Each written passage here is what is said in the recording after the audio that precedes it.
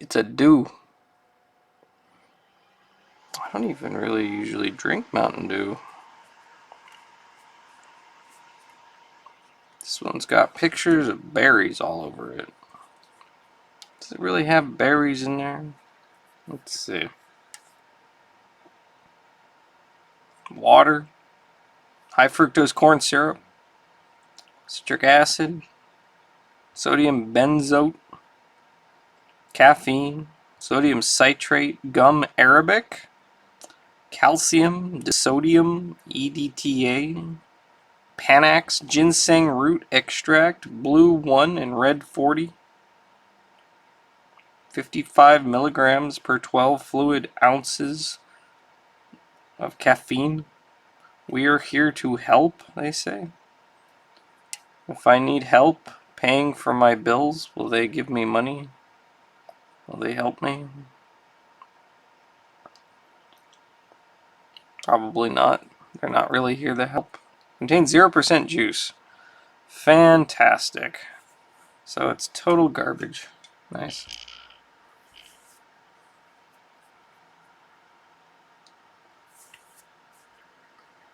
Alright.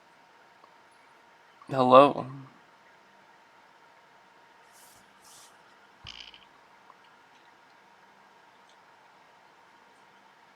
Hey, indie dev guy, what's up? How are you doing?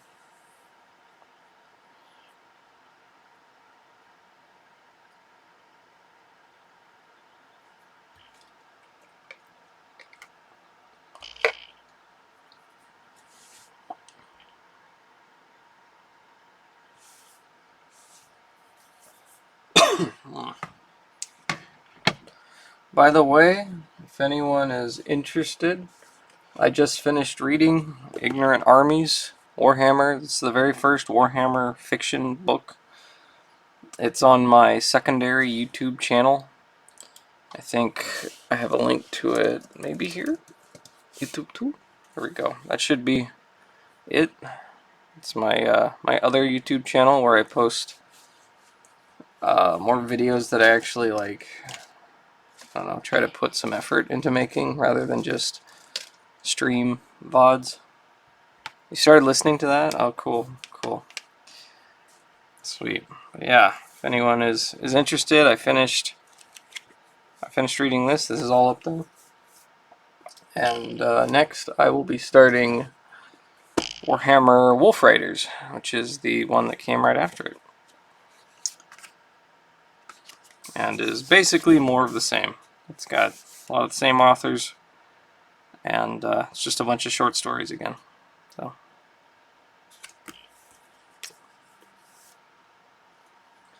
Yep.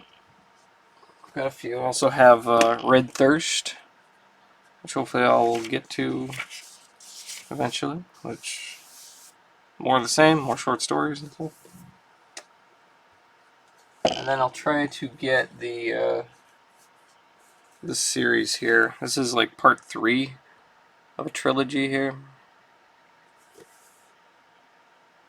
The third and final tale of the minstrel Orfeo, sequel to Zaragoz and Plague Demon. Yeah, so I'll have to get a copy of Zaragoz and Plague Demon. But this one's like actually a full novel trilogy, so. Yep.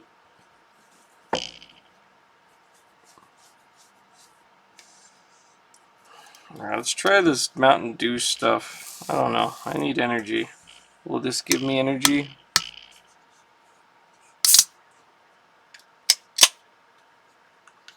Or will it just make me sick? Kampai.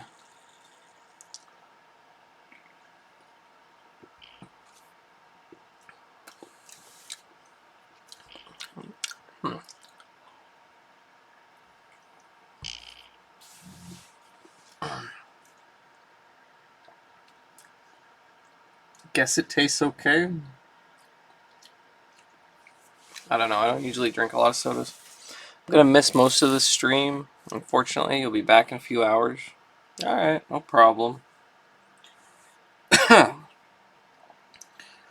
you have a decent time with, let's see, Sunday. That's okay. Has JJ gone into the surgery yet, or is that tomorrow?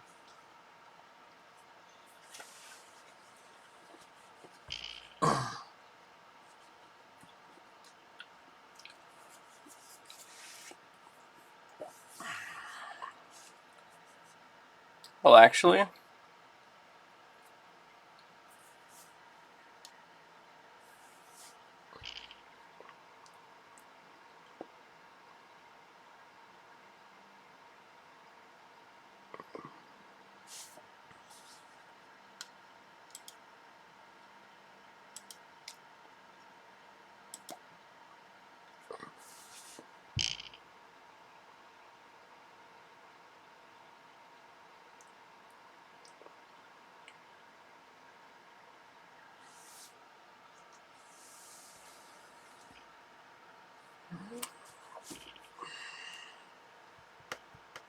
she had the surgery Monday. Oh, okay. It seemed okay. She had to go back in Thursday, and they had to open her back up with her in the hospital right now. Okay. Well, I hope it all goes well. Yeah. She get discharged tomorrow. All right. All right. Hopefully it's all good. Everything goes fine. Good luck. One hell of a week. Yeah, it sounds stressful. Sounds very stressful. Damn.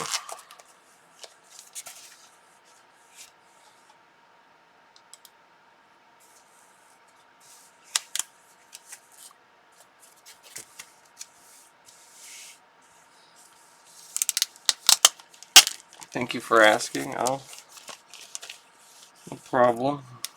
Just hope it all goes well.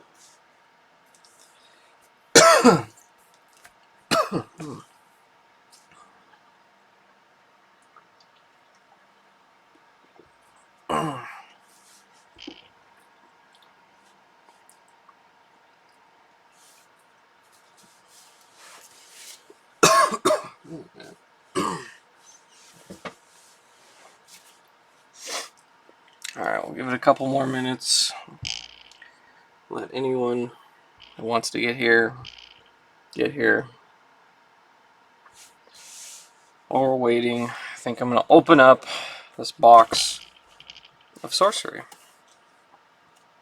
Beta booster box of sorcery. Let's open this up, and we'll open up a pack.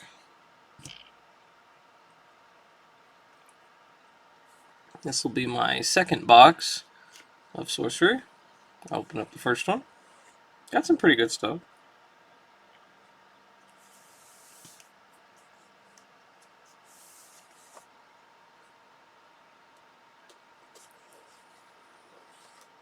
Hoping for more cool stuff in this one. Maybe. Oops. Sorry. Bumped the camera.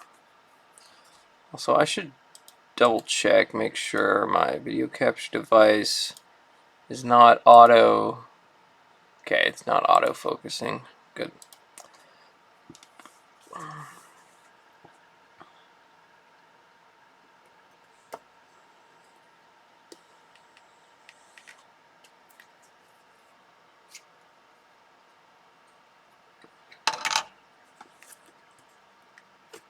Oh, that's this way.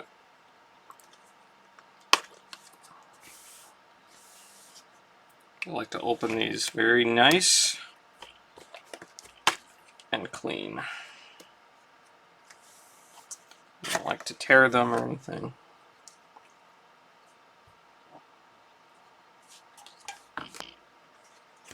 Oh. An Eric's Curiosa game.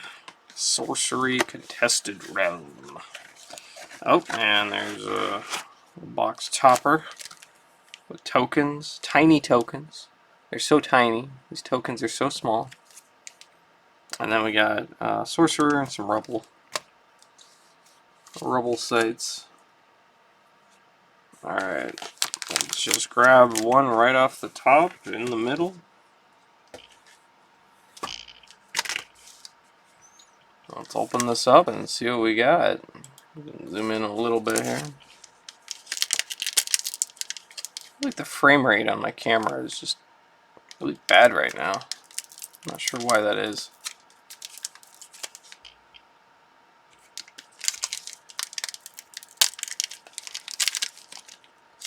Feel like I should be subbing for this.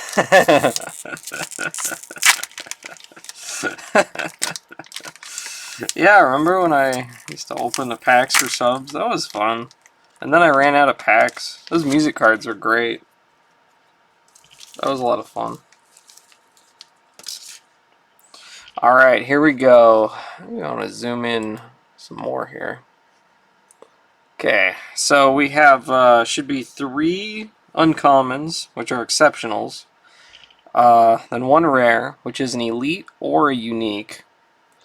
And then the rest are all commons, and there could be a foil mixed up in the commons or a curio, which I have not opened a curio yet. So, but this is Wind Blast. It costs 2, and it's an air spell. Exceptional magic of Weighty Weather. Push everything atop sights 1 step in a cardinal direction. It's alright. It's alright. Just move everything on the battlefield around.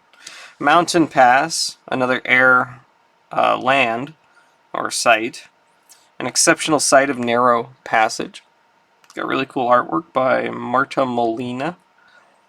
Minions cannot enter the site on the ground if there's already a minion atop it. Those music cards were a lot of fun. We got Albspine Pikeman.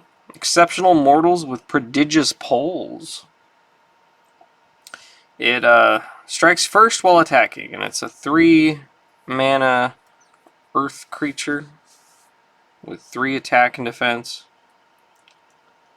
Yeah, okay. So it has first strike. It serves him right who runs into the long reach of a pikeman. Pretty good, pretty good. So here's my rare. What is it? An elite mortal with a mischievous smile. Whoa. Liz Danforth artwork here. That's wild looking. Court Jester. It costs 3 mana. It is a water spell. Water creature, I guess. 1 attack and defense. At the end of your turn, each nearby avatar discards a random card. Oh. Oh, that's interesting. Okay. Huh. That's it seems very interesting if you're playing like in a multiplayer game or something. Hello, Ella God. Welcome in. How are you doing? We are opening up a pack of Sorcery Contested Realm. I just opened up a box here. And yeah. So then the rest, I don't know if there's going to be a foil or anything here, but the rest are mainly commons. We got Fire Harpoon. Ordinary magic to reel in your prey. 2 mana water spell. Deal 1 damage to a minion above or below an adjacent water site and pull it to the caster's location. And then draw a card. Amazon Warriors. 5 mana, 5 power. That's all it is. Doesn't have any abilities. Just 5 for 5. We got Swan Maidens. I got a foil Swan Maiden in my last pack of the other box. I don't know where I put it, but I think it might be in the other room. Maybe? Or maybe... Nope, it's right here. Here it is.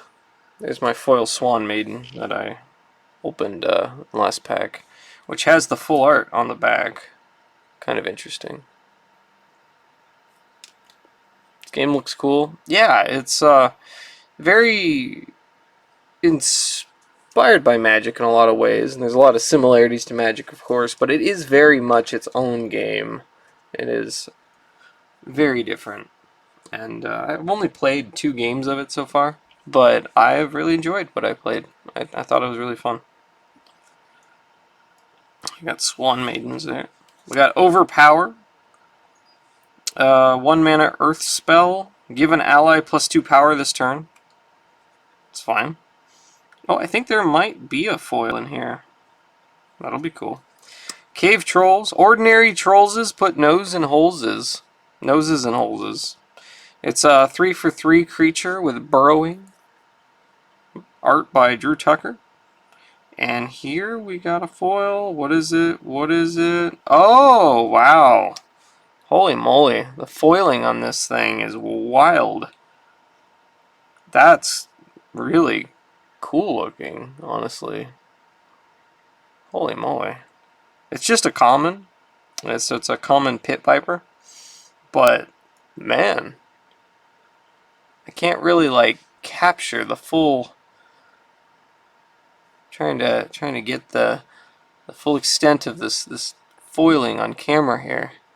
If I can get the reflection just right. Maybe. It's very, very cool looking. A lot of colors. Find any Michael Jordan rookie cards in there yet? Not yet. I'm still looking. Still looking. I mean, any day now, I'm going to pull one.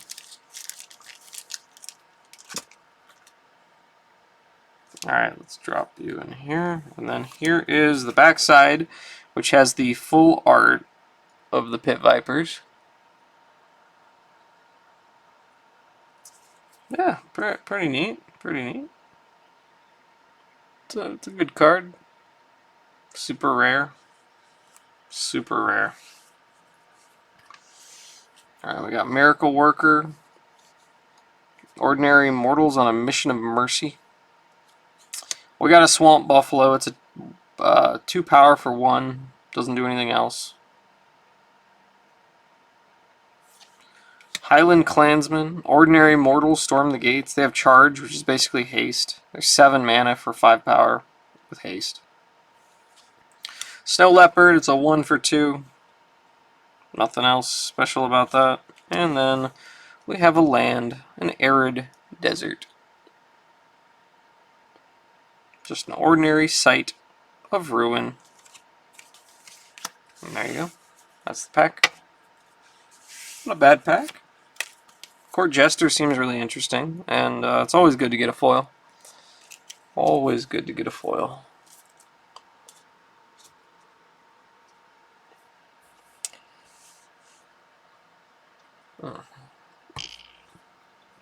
Alright. Let's get to reading here. What cards are these? Sorcery, Contested Realms. It's a new game that the beta for it just came out, and it's pretty awesome. It's kind of it has a lot of old Magic artists like Liz Danforth, Drew Tucker is in here, Anson Maddox is in here, Melissa Benson, Jeff Menges. So if you're familiar with like old school Magic from like 93, 94, there's quite a few of those artists in there. And it's very like, okay, those are Magic cards. It's really cool. It's not like, it's very much of its own thing. Like it's not like Magic. Like it doesn't play like Magic. It has kind of a grid system, so it's more of like a tactical sort of game. With some verticality, because you have like brewing and submerging undersites, which the lands are actually involved in the play space where you move your creatures through the different lands and stuff. Yeah, check it out. It's called Sorcery Contested Realms. It's pretty cool. And yeah, the beta just came out like a week ago. And I got a few boxes of the beta. Comic. Hey, Cheeseburger Cats. Yeah, it's. I've only played like 2 games of it so far, but I've enjoyed it. I think it's a lot of fun. I'd like to play some more of it.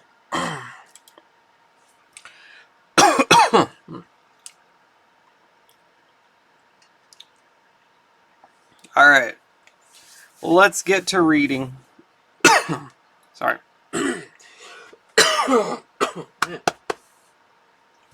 So I don't know where I put this book.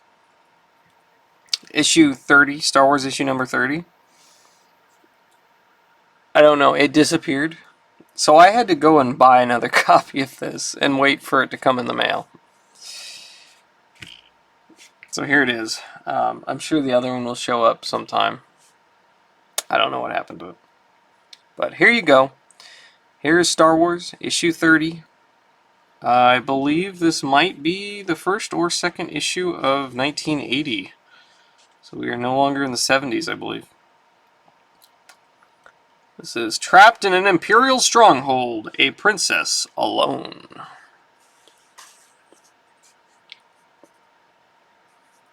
Stan Lee presents Star Wars, the greatest space fantasy of all. Long ago, in a galaxy far, far away, there exists a state of cosmic civil war. A brave alliance of underground freedom fighters has challenged the tyranny and oppression of the awesome galactic empire. This is their story. Let me twist this a little bit. There we go. There we go. Alright, continuing the saga begun in the film by George Lucas, released by 20th Century Fox. Archie Goodwin is the writer-editor. Carmine Infantino is the artist. Carmine Infantino is penciling. Gene Day is inking. Joe Rosen, letterer. Petra Goldberg is the colorist. And Jim Shooter is the consulting editor. A Princess Alone. That's it, Your Highness. Metalorn. Just one in hundreds of Imperial factory planets. Hardly seems like the kind of place the Alliance should be sending its best-known leader. Wait a minute. Did I read this one already? Did I buy a second copy of this? One second, let me see. Oh my god, I already read this one? I already read this one. I read this last time. Oh my goodness. Wow, so I went and bought another copy of this because I couldn't find it because I thought that was the next one to read. And I already read it. Okay. God dang it. Sorry, you guys. Alright, what was this about? Gifts and gimmicks? Gifts and gimmicks. Let's see. Gifts and gimmicks. What do we got for gifts and gimmicks? Oh, super gifts and gimmicks. Here you go. Fun Factory, Department M1140, Palisades Park, New Jersey.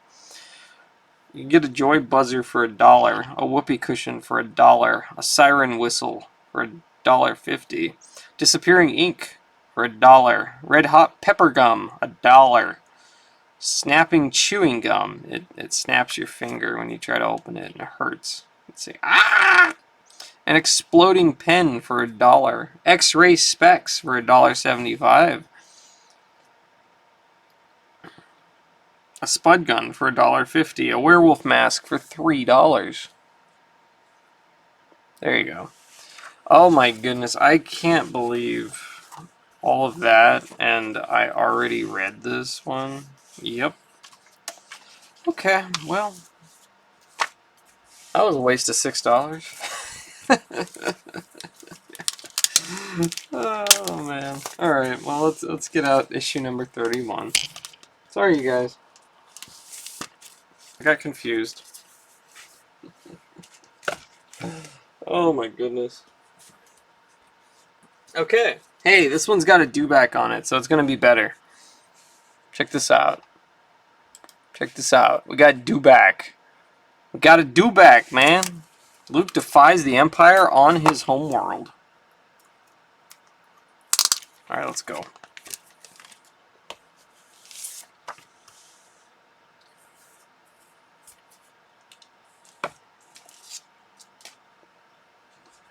Okay, here we go. Let's start over. Issue 31. Return to Tatooine. I love dewbacks. Dewbacks are awesome. They're like one of my favorite things in Star Wars. I don't know why. I just love dewbacks. There was a toy slash game store in Las Vegas when I was a kid called Replay Toys, and they had a lot of like PS1 games, like kind of obscure JRPGs and stuff that you couldn't normally get most places. And they had just a bunch of toys and stuff. And every time I'd go in there, they would always have a dewback for sale. Just a dewback toy. And they were cheap. Every time I went in there, I would buy a dewback. And we'd go in there like once a month or something. I'd go in there, it'd be a dewback, it'd be like $5 or something, and I'd buy the dewback. I ended up with like 20 dewbacks. I got so many dewbacks. Anyway, I love dewbacks. They're great. They're awesome. Okay, here we go. A Little Crossman is a lot of fun.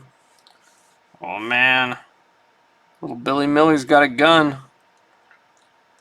The trouble with most air guns is they're too big for smaller kids to handle.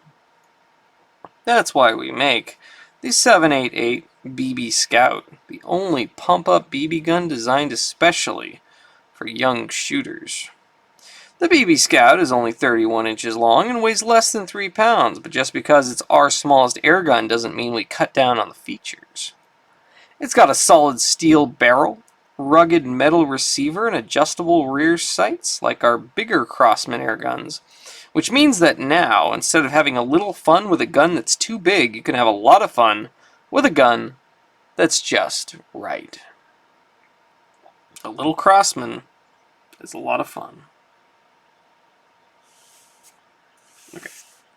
David Krupla? This was David Krupla's comic book. This was David Krupla's. Hey, David Krupla. Shout out to David Krupla. Alright, here we go. Okay, continuing the story begun in the film by George Lucas, released by 20th Century Fox. Let's see if there's anyone different here. Archie Goodwin, writer, editor. Carmen Infantino and Bob Wiacek as artist. Okay, so no Gene Colan. Jim Novak as letterer. Carl Gafford as colorist. That's different. And Jim Shooter as consulting editor again. Okay. Prologue. Deep Space. Here, a meeting is in progress. A rendezvous between a House of Tag mining explorer and an Imperial battle cruiser. And this issue is January 1980. We are no longer in the 70s, you guys. We have entered the 80s. We are now in the 80s. Oh boy. Oh boy, oh boy. And between two brothers. Not another plan, Orman. The last was nearly as great a fiasco as the Death Star. Because of one young rebel who did the impossible, Luke Skywalker. See Star Wars issue number 26. Well, the Alliance has a way of attracting that sort. They won't be defeated easily or swiftly. Particularly not if the Empire depends solely on your Starfleet's blockade, little brother. Since the Death Star, Imperial policy is one of caution. But when the moment is right, the Empire will strike back. Hey. I wonder if they, let's see, January 1980, would Empire Strikes Back, would that title have been announced yet? It's like to the public. It came out in 1980, didn't it? So I think so. Yeah, probably. Led no doubt by Darth Vader. Why should your career and our family's prestige take hind position in the Emperor's favor to that blasted wizard? A success now could eclipse the Sith Lord. He's dangerous to oppose openly, Orman, but you already know that. I'm moving in secret, Ulrich, using the House of Tag's great scientific and commercial resources. With you to to assure continued military cooperation. We'll have revenge and more. I like his glasses. I want his glasses. Those are cool. Those are cool glasses, you guys. Let me pull this down. Alright. It's all coming to fruition, little brother. On a quiet, unsuspecting backwater world called Tatooine. Oh my gosh. If there's a bright center to this universe, you're on the world farthest from it. To Luke Skywalker, it seems ages ago that he spoke those words about his home planet. Feels as if he were a different person than that restless, inexperienced farm boy. Now he is a hero, and a warrior's mission has brought him back.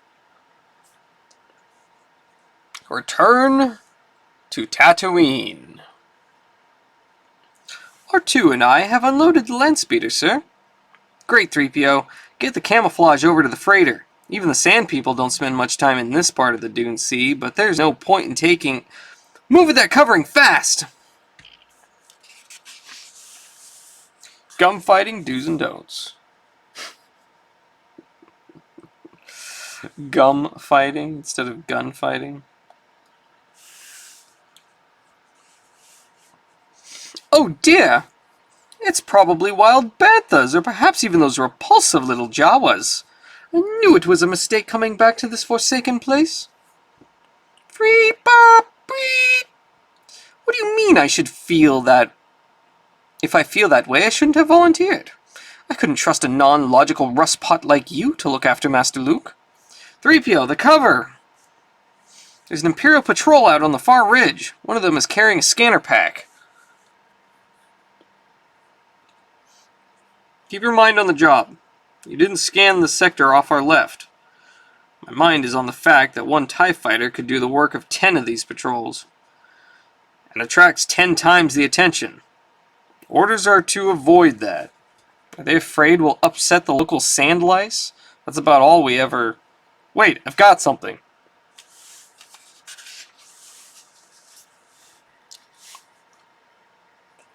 Relay. It's only a land speeder, some local farmer out hunting womp rats, no doubt. Atmospheric distortion made it seem bigger for an instant. Nothing worth investigating. Alright then, quit wasting our time. We've got a lot of territory to cover. That is a long tail on that dewback. Dewbacks don't usually have that long of a tail. Don't complain, we're the ones who are walking. Tomorrow I get the dewback. Hey, Sick White Tiger, how are you doing? I'm that kid with the threatening stance and the bubble gum bubble. Well, when was this comic printed? This is January 1980. So we have just left the 70s and we are now in the 80s. How are you doing? You doing good? That's good. Welcome in. We're reading Star Wars issue number 31. And it's got dewbacks. I love dewbacks. Dewbacks are great. How are you? I'm doing pretty good. I'm tired because I went to bed at like 7 in the morning because I streamed for like 12 hours last night. I really overdid it. But as the trio move along a circuitous route to the Desert World spaceport, 3PO, stop the speeder! Oh, wait, sorry. I need to read this part. I missed these panels. All clear, 3PO. You and R2 got the freighter covered just in time. That electronically charged fabric will keep any scanner from picking up what's under it. But that patrol worries me. Except for a small garrison at Mos Eisley, you used to never see a stormtrooper on Tatooine. No offense to natives, sir, but it doesn't compute that this gritty sand pile suddenly has strategic value. Well, our mission is to recruit blockade runners. Since some of the best smuggler pilots in the galaxy hang out at Mos Eisley, that's where we're headed. And if anything else is going on, there's sure to be gossip about it. You know the feeling? Were you streaming pretty late last night too? But as the trio move along a circuitous route to the Desert World spaceport, 3PO, stop the speeder. Master Luke, this surely can't be wise. If something strange is going on, we shouldn't... Brr-click-va-doot! How dare you say my memory circuits have warped, R2? Oh, of course. What has drawn Luke is a ruin? A ruin once the main building of a moisture farm. And for most of his 20 years, that farm was Luke Skywalker's home. Aunt Beru, Uncle Owen, much as I always complained about being stuck here, much as I glory in some of the things I've done since leaving, I still miss you both very much. Hi, don't mean to interrupt. Hello, Shock Chronic. How you doing? Yeah, you were dicking around with the battle game in Code Veronica, the first person view thing, and yes, I've seen that.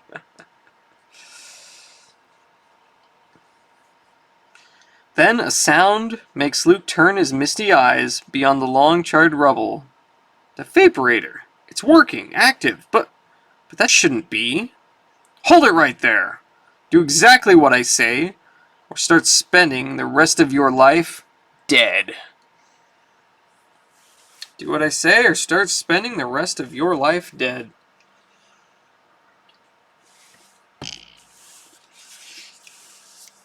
Put stars on your t-shirts. You can have Cheryl Ladd, Suzanne Summers, the Kiss Rock Group, the Dallas Cowboy Cheerleaders, color photo iron-ons from Whoppers.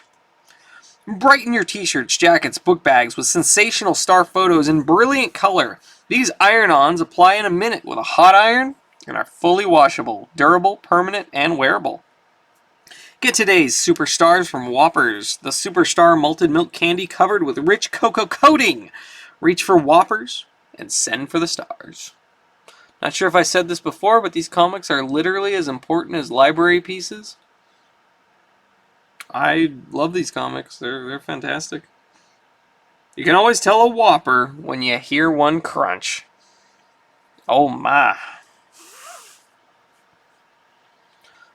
New electronic action toy! From outer space to the pages of Marvel Comics. To your toy store comes the mighty champion of justice and truth, the greatest of all Space Knights.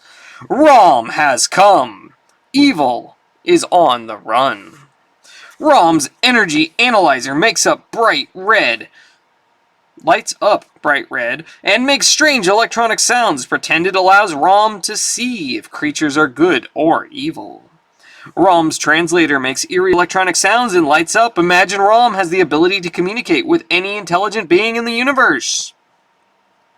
Rom's weapon is the neutralizer. It flashes and makes electronic zapping sounds. Pretend it sends evil creatures to the Shadow Zone. Rom, the Space Knight, is a micro-electronic toy from Parker Brothers. His rocket pods light up, his respirator makes realistic breathing sounds, and the 3 accessories shown not only light, but make dramatic electronic sounds, 9-volt battery not included.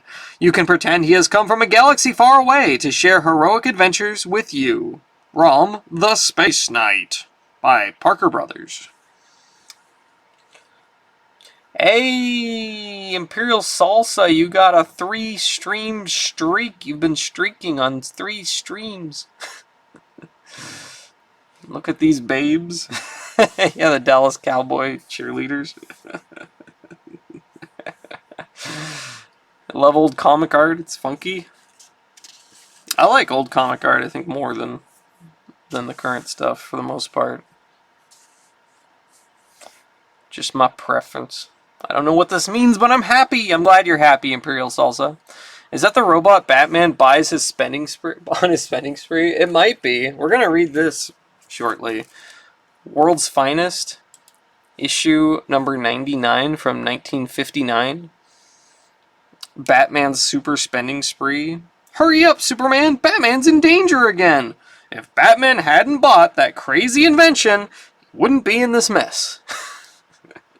I'm looking forward to that. Well, we'll do that after Star Wars.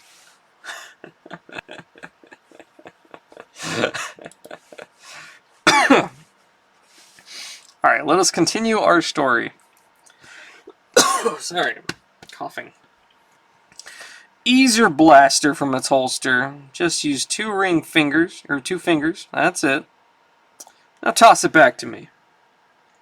Luke obeys, but he makes the toss too high, so his captor's eyes inadvertently follows it only for an instant. But in that instant, he swiftly whirls. Han Solo taught me about distracting a foe. Shrek!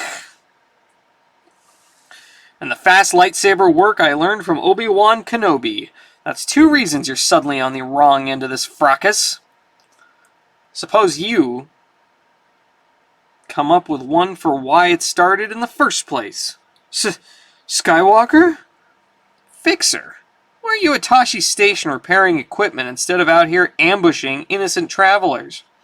I don't work at the station anymore, Luke. I've got a better job, more future. At least, that's what I thought. Everyone assumed you died, Luke, along with your aunt and uncle when the Tusken Raiders hit this place. I've been making it operational from the new owner. What? Fixer doesn't know it was the Empire's doing. See Star Wars issue number 2. The House of Tag has bought up a lot of local moisture farms, though your showing up could foul their claim. But that legal stuff can wait. Come over here, Luke. Hold it, Fixer. I want... Hey, sweetheart. You can ease up guarding the Skyhopper instead of a thieving part scavenger like I expected to catch. It's Skywalker, back from the dead. Not little Wormy. Hello, Cammy. I haven't heard that nickname for a long time. Not since that day I came racing into Anchorhead to tell everyone about the big space battle. Ancient history from Star Wars number 1. And if the love of my life had seen you in action a minute ago, she'd never have dared to use it. I don't know what Luke boy's been doing all this time, but he's sure changed. Yes, I can see that now. He looks taller somehow. I also had a 3-watch wood streak, but it said an error and you couldn't do it. Yeah, I get the errors all the time. Babe alert! We got a babe alert! Comic time! Hey, Lake Guts! Babe alert! Lake Guts is here. Bro, I love callbacks. Mighty Marvel's Big Money Saving Holiday Offer. Prepare yourself for the bargain of the season. If you subscribe to any Mighty Marvel mag listed below, the first subscription costs $5. Now here's the best part. Each additional title you subscribe to is only $4. You save a whole dollar every time you subscribe. The more Merry Marvel mags you order, the more you save. So don't delay. This super savings offer expires January 31st, 1980. So order today. Nuff said. Sensational money-saving holiday offer. Amazing Spider-Man, 12 issues. Avengers, Battlestar Galactica, Captain America, Conan the Barbarian, Daredevil, Defenders, Doctor Strange, Fantastic Four, Ghost Rider, Incredible Hulk, Iron Man, Machine Man, Man-Thing, Marvel Fun and Games, Marvel Premiere, 12 issues. Marvel Spotlight, Marvel 2-in-1, Master of Kung Fu, Micronauts, Power Man Iron Fist, Rom the Space Knight, Shogun Warriors, Spider-Woman, Spectacular Spider-Man, Spidey Super Stories, Star Wars, Thor, What If, and X-Men. Absolute honey. Damn it, Shot Chronic, you gifted a sub and now I'm number 2. I want that Yum t-shirt. Check that out. Be number Yum with Bubble Yum with your dream fun room. I want a Bubble Yum dream fun room. That sounds awesome. It's easy, it's fun, it's the Bubble Yum Number Yum sweepstakes. Win a professional jukebox filled with top hit records and a Brunswick pinball machine to make your room a dream fun room. The Number Yum way to entertain your friends. Here's all you have to do. Watch Saturday and Sunday morning TV or listen to your favorite TV station or radio station and keep a lookout for a Bubble Yum commercial. Just count the number of times the words Number Yum are said in any one of our commercials. Then send us your answer. There are 6,555 other great prizes to win. like 5 Sony Betamax video recorders, the number yum way to watch TV, 50 Peugeot 10-speed bikes, the number yum bikes, 1,500 Bubble Yum pocket radios, the number yum sound, and 5,000 Bubble Yum book bags, the number yum way to carry your books. Look for special displays and entry blanks where you buy Bubble Yum. Here's how to enter. Print your name, age, address, and zip code on the official entry blank or a plain piece of paper. Indicate how many times the words number yum are said in one of our Bubble Yum bubblegum radio or TV commercials. Print your answer in the lower left corner in the front of the envelope. Each entry must include 2 Bubble Yum outer wrappers or print the words Bubble Yum on a plain piece of paper. No purchase required. Enter as often as you like. Each entry must be mailed separately. Entries must be received by December 31st, 1979.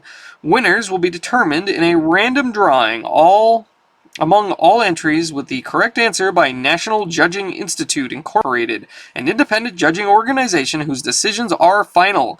All prizes will be awarded. Odds of winning are dependent upon number of correct entries received. Liability for taxes is sole responsibility of prize owner. All federal, state, and local regulations apply. Sweepstakes open to U.S. residents except employees and families of Lifesavers Incorporated, its affiliated companies and agencies. Offer void in Utah and wherever else prohibited. For a list of major winners, send self-addressed stamped envelope to Bubble Yum Winners, P.O. Box 2598, Westbury, New York 11591. Sony Betamax, fwah! Yeah, how cool is that? My kung fu is stronger. Nah, I'm JK. I want to win the Betamax. Did someone say Betamax? Runs to nearest post office. Shit, missed it. I was too busy not being existent yet. Yeah, same. It's a bummer.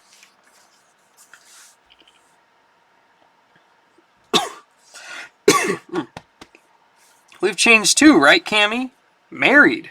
The tag outfits set us up in the old Darklighter place. Their people are concentrating on expansion work out in the Dune Sea and Junland Wastes. So they took me on as sort of a caretaker of their properties. Doesn't sound too exciting, but you don't get many big opportunities on a place like Tatooine. And any kind of trouble could ruin it. Like me trying to reclaim my uncle's place, Cammy. I've been off-world too long to go back to moisture farming. My only business is in Mos Eisley. I just don't like the Tag family getting it with their connections. It's practically like giving it to the Empire. Fixer and I don't have much time for politics. We're kept busy just trying to make our lives a little better. I understand, Cammy. It's only that... Master Luke! Our 2 sensors have picked up a vehicle in the area, sir. Larger than a land speeder. Smaller than a Jawa sandcrawler. It's the toy! It's the toy! The Stormtrooper transporter where they just like hang off the sides in these little pods. It's a terrible design. But that's a toy. It came out like 1978, 79. I have one of those. The back opens up. That sounds distressingly like an Imperial troop carrier to me, sir. This is Tag Command Unit 3. Any success yet? Negative, Command. We're still searching. Sand job? Jawa sandcrawler? Sand job? I don't know. I don't know. I'm sorry to have rushed you away from your old friends, sir. It seemed best under the circumstances.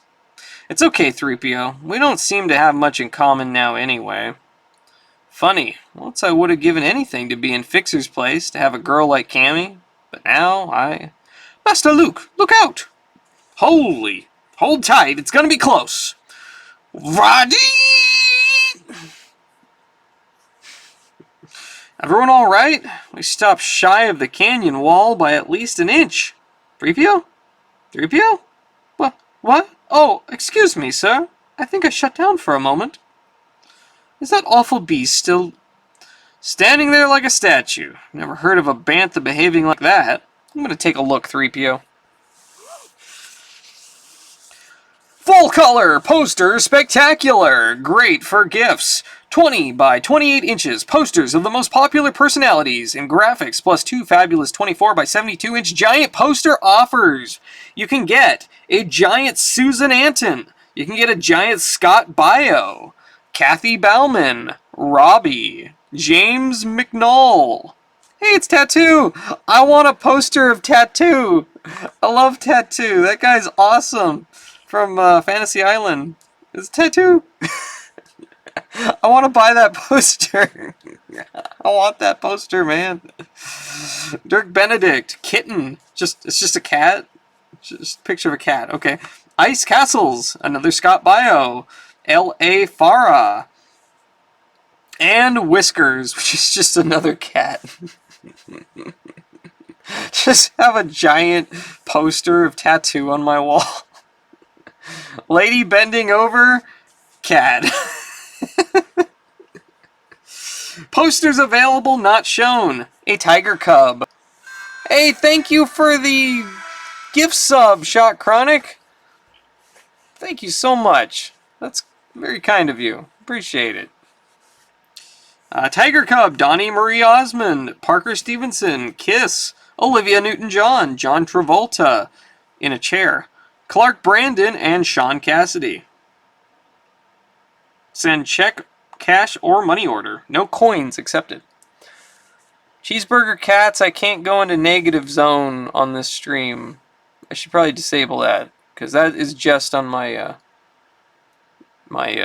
medical camera. You're welcome. So Tattoo has a tattoo? No, that's his name. His name is Tattoo. He doesn't have a tattoo. 204 Revolutionary War soldiers, 2 complete armies, every piece of pure molded plastic, each on its own base. 2 complete armies, the British Redcoats and the American Bluecoats. Relive again the famous battles of the American Revolution.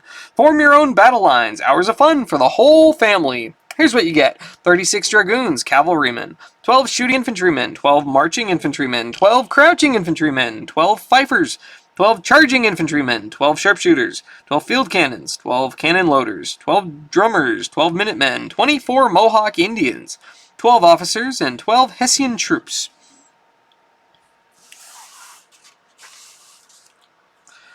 And Luke, steady, cautious movement forward, also produces no reaction. This can't be.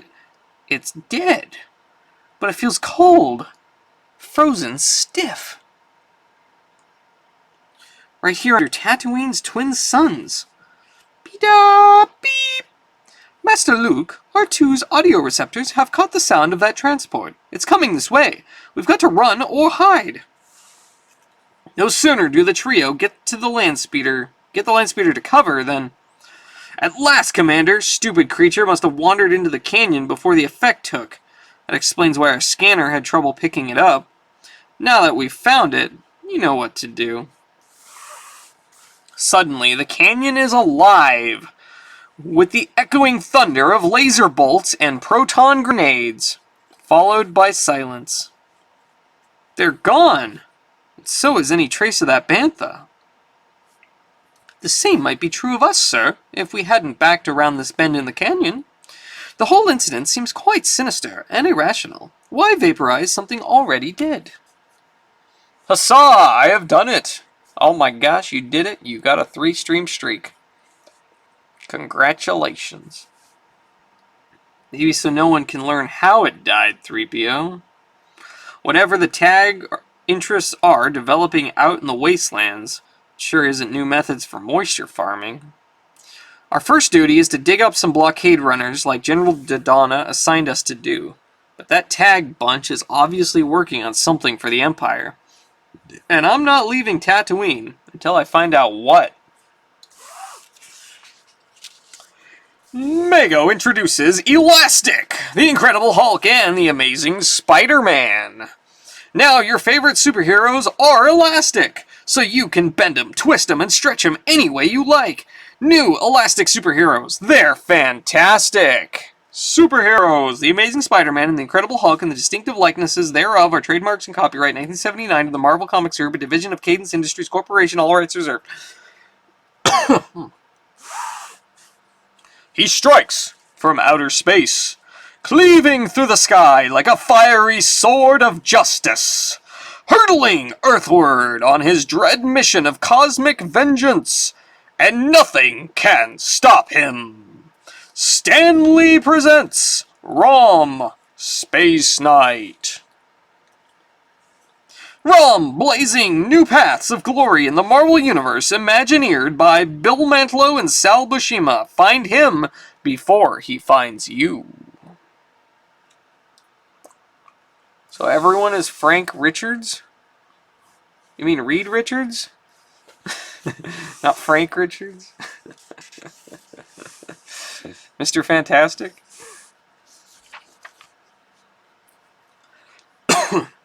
The Junland Wastes. Once only wild beasts and Tuscan raiders dared roam here. Recently, however, there are others far more civilized, and perhaps far more dangerous. You took the escape of the Bantha very well, Orman. I expected you to go raging about, slashing things with that outmoded weapon you carry. I had this lightsaber constructed in imitation of those carried by once by Jedi Knights. I'm saving it for the day when I can pay Darth Vader back in kind for what he did to me.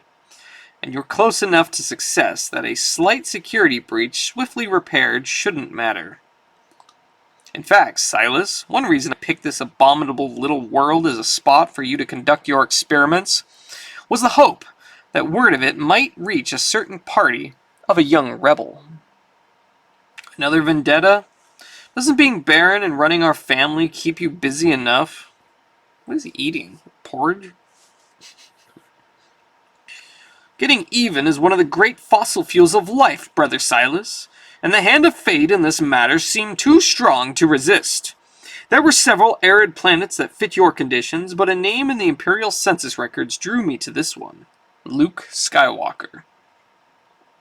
Perhaps he'll come, perhaps he won't, but if he should, I'll be ready.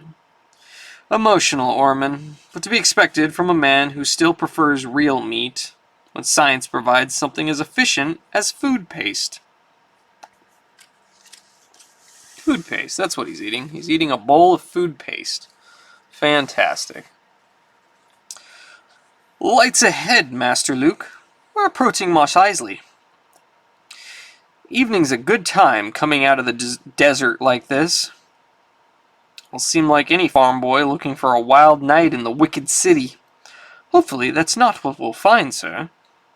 You know, 3PO, maybe after this mission you'll finally just start calling me Luke, instead of Sir and Master all the time. You, R2, and I have been through too much together for that. Old programming dies hard, but I'll certainly try, Luke? None of your complaining, R2-D2. Your balance intensifier is perfectly capable of handling your being on your side this long. You both can relax in a moment. The canteen is just ahead. I don't really have fond recollections of that place. Are you sure you'll be all right? Well, nothing's certain in this galaxy, but I know my way around a bit better than my first visit there. Of course, I don't have Ben Kenobi to bail me out of trouble. Pull around to the rear and keep the speeder ready to move just in case. High school, the American school, has been helping adults finish high school at home in spare time by correspondence for almost 60 years. 80 years? I think it's 80 years. Diploma awarded. See if we can help you. We buy and sell comic books. Marvel Comics Group checklist and price list. Over 100,000 comics in stocks and $1 for complete list. And 48-page Marvel Pocket checklist with sample comic bag. 50 cents for price list only. A lollipop pen for 75 cents. It looks like a real lollipop, but it's an Unreal pen. Unreal because it writes with colored, fruit-scented ink. Choose from 5 delicious non-edible flavors. Cherry, lemon lime, grape, and blue mint. 75 cents plus 25 cents. Postage and handling each. Extra special. Get all 5 for $3 plus 50 cents. Lollipop pen. Box 99. Department MX. Oakland Gardens, New York. Alright. Lollipop pens. You need that pen. It's a pretty cool pen, isn't it? Sounds kind of fun. Ooh, what's this? Hey kids! Enter Star Wars Super Stakes. You could win $5,000. Kids, the NPC people who make Star Wars model kits, like my X-Wing fighter, and me, have a new contest. You could win $5,000 in cash. Beep. Get your entry form at participating stores. Second prize is a 3.5 HP truck to drive with a truckload of models. Beep, beep, beep. That's right, R2-D2. There are hundreds of other Star Wars model kits to be won. So kids, mail in your entry form and you could win $5,000. May the Force be with you. First prize. $5,000 in cash. Second prize, a Hagstrom 3.5 horsepower, what does that say? 72 gas-powered pickup truck you can drive with a truckload of popular NPC kits. That sounds fun. Third prize, 200 Millennium Falcon kits, the replica of Han Solo's freighter, illuminated with many moving parts. Fourth prize, 300 Darth Vader head kits with illuminated movable heads and Darth's unique breathing sounds. Fifth prize, 1,000 other exciting NPC model kits. Luke, C-3PO, and R2-D2 invite you to get rules and entry forms at participating retail outlets or by writing to Department SW P.O. Box 748, Mount Clemens, Michigan 48043. May the Force be with you. Oh, brother. The place hasn't changed a bit. General Dodonna gave me this assignment so I'd have something to do instead of worrying about the princess. Whack! Leia has her own mission. See last issue. Trying to select a few reasonably trustworthy star hoppers from this motley collection ought to more than do the trick. I'd give anything just to see a friendly face right now. Oh! Han! Han just got thrown at him. Hey kid, when you learn to stay out of low-class dives, you don't know who you'll bump into. Wrap up the fight, Chewie. We've got some serious celebrating to do. Do you guys expect to see Han Solo just show up out of nowhere? Right here? So after resolving our differences with Jabba the Hutt, chronicled Star Wars number 28, Chewie and me delivered him back here and decided to hang out for a while. Wanted to let you enjoy a few moments with her royalness before I showed up to sweep her off her feet. Besides, you needed some extra time to spend that extra bonus you forced out of Jabba. Can you beat that, Chewie? Kid does a little star roving and he becomes a cynic. Well, if you're feeling idealistic, Han, I'm on a mission that you two would be perfect for. And wait a second. Fixer, what are you doing in this place? Luke? I've been trying to find you. Cammy and me did something bad. I came to warn you. Man bullet? He's a man bullet. Try to understand, Skywalker. You made it off the sand pile, but Cammy and me are stuck here. We've got to get by as best we can. From stuff said this afternoon, it sounds like you're a rebel, Luke. To protect my job, Cammy and me decided there was no choice but to... You reported me, Fixer. I oughta... Forget any threats, kid. You got no time to carry 'em out. You're fingered, and Chewie and me are guilty by association. Out the rear. We've got Imperial visitors coming in the front door. You three, halt! Alright, we'll come back to this one. The Human Torch in the Ice Master cometh. Master. The Ice Master cometh. The city's in the middle of a deep freeze. The Ice Master is living up to his threat to put us into a new ice age. Even you're not hot enough to melt my heart of ice, flame face. He's right, his power is not just ice, it's life-stealing cold. Leaving me cold, hotshot? Getting something that will warm you from the inside out, Ice Master. Hostess fruit pies! All for me? Apple and cherry. What crust! So light, so tender, and I'm warming up to the real fruit filling. Things are warming up again now that the Ice Master has warmed up to the goodness of Hostess fruit pies. You get a big delight in every bite of Hostess fruit pies. I was like, uh-oh, is this an ad? I love the advertisement, this close banner. Oh yeah, up the top. This is an advertisement. Okay, we'll come back to that. And we'll read the Star Words after. Seconds later, a Mos Eisley alleyway becomes a battleground. Pile onto the land speeder! 3PO, get us out of here! Streets are crawling with stormtroopers. No chance of reaching the Falcon, kid. Head for the open desert, 3PO. Swerving wildly between two outlying buildings, that one-time protocol droid does just that. Not bad, bronze britches. We're moving out of their range. If this baby doesn't collapse from the load it's carrying, I think we'll be okay. But back at the edge of town. I've called out a troop carrier, but those rebels have a big lead. No matter, one of our blasts scored. That speeder is leaking coolant. It'll be burnt out by morning. If one of our desert patrols doesn't get them out there, the Twin Suns will. Next issue, The Jawa Express. Dun dun dun. Alright, let's go ahead and read the Bullpen Bulletin. If it was you advertising, that would have been sold. While the commenter blows smoke up streamer's ego, I'm JK. What? What are you saying? Alright. Stan's Soapbox. Okay, movie and TV fans, fasten your seatbelt. Marvel's going Hollywood, and I'm bustin' to tell you about it. Just as I promised last issue.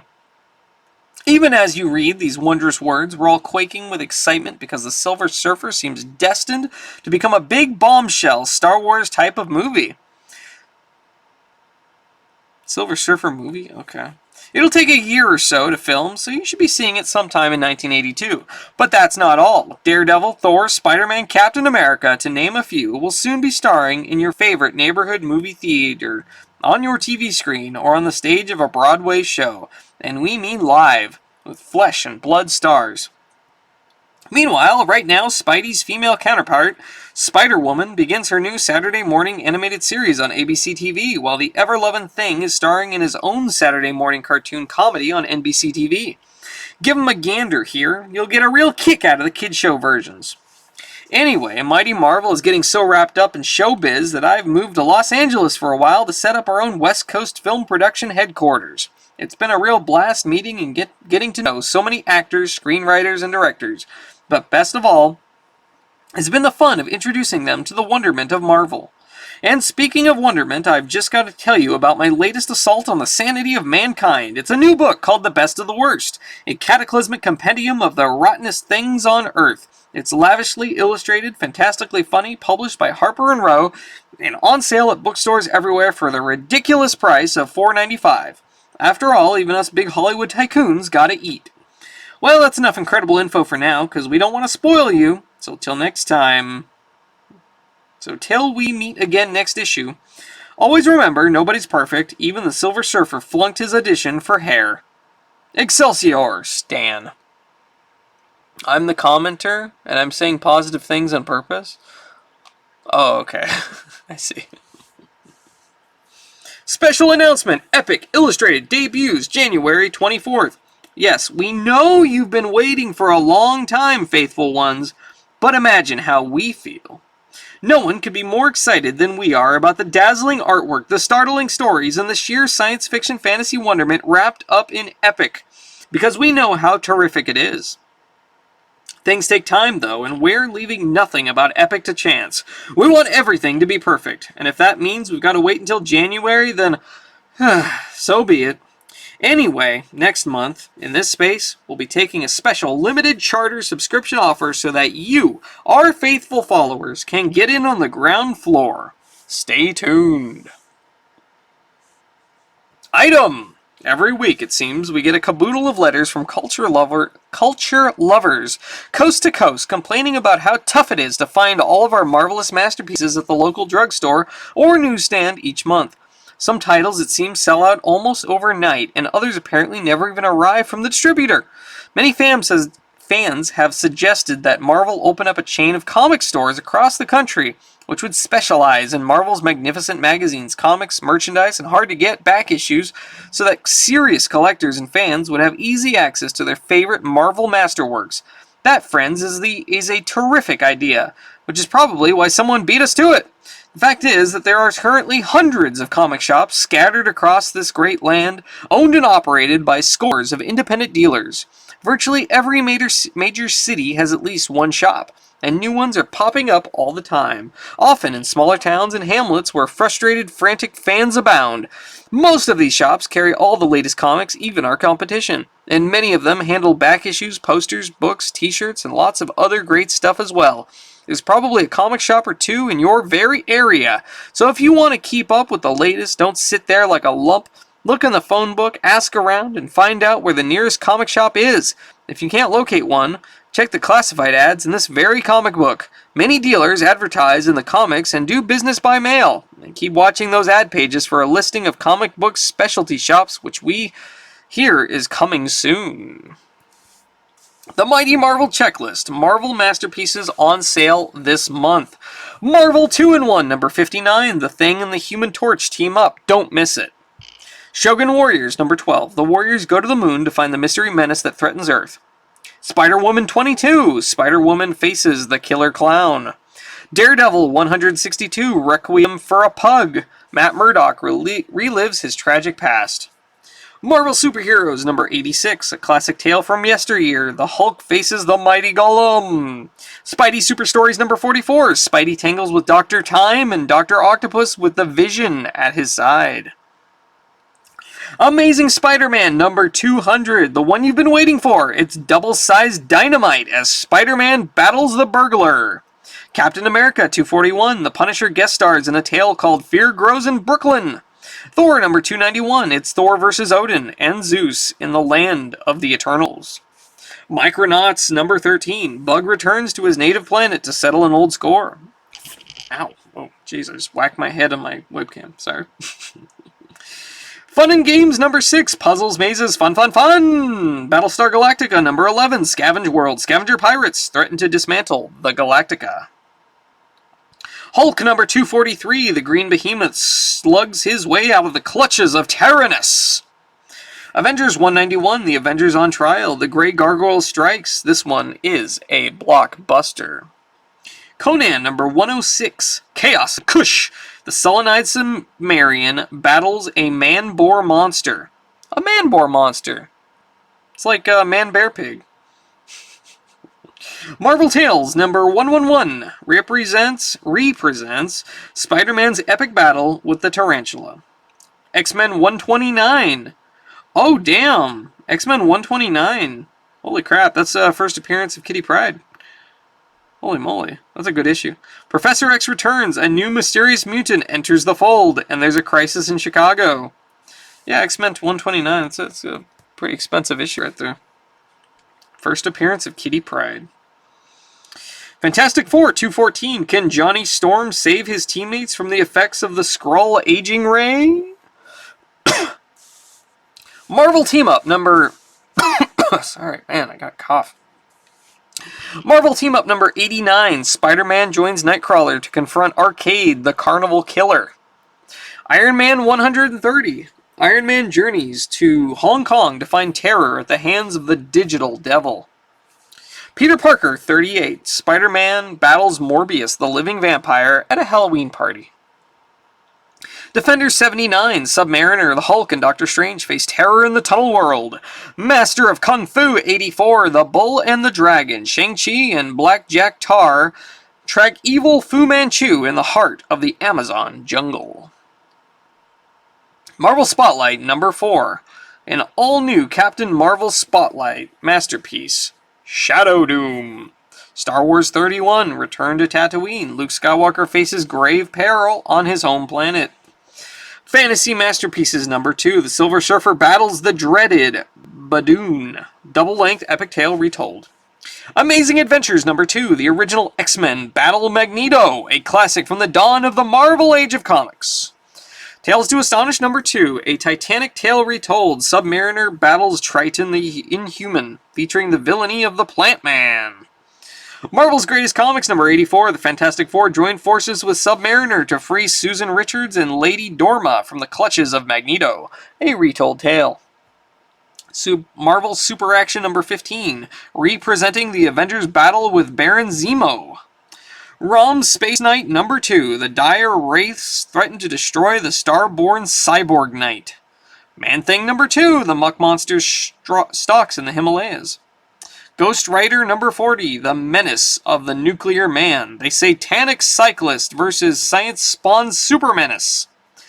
And Marvel Treasury 24 represents the Hulk's classic confrontations with the Inhumans and Adam Warlock.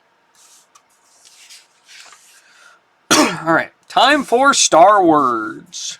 Star Words.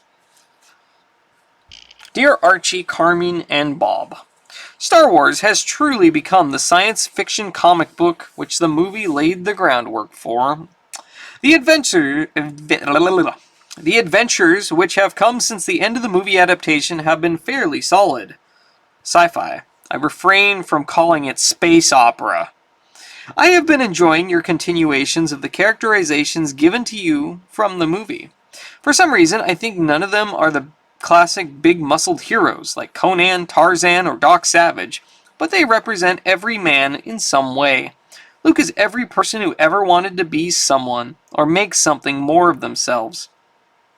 Han is the free spirits of the world, and Leia represents the people who can take responsibility. The return of the Hunter was a nice touch, for the character can be the best new Marvel character to be added to the Star Wars universe. His reactions about Borgs seem to parallel feelings from the real world. I know that science fiction inspirations often come this way. I take it his loyalty to the Empire is at best no better than to the Rebels. I hope that in the near future we can get some action with him alone, perhaps in between storylines featuring Luke or Han.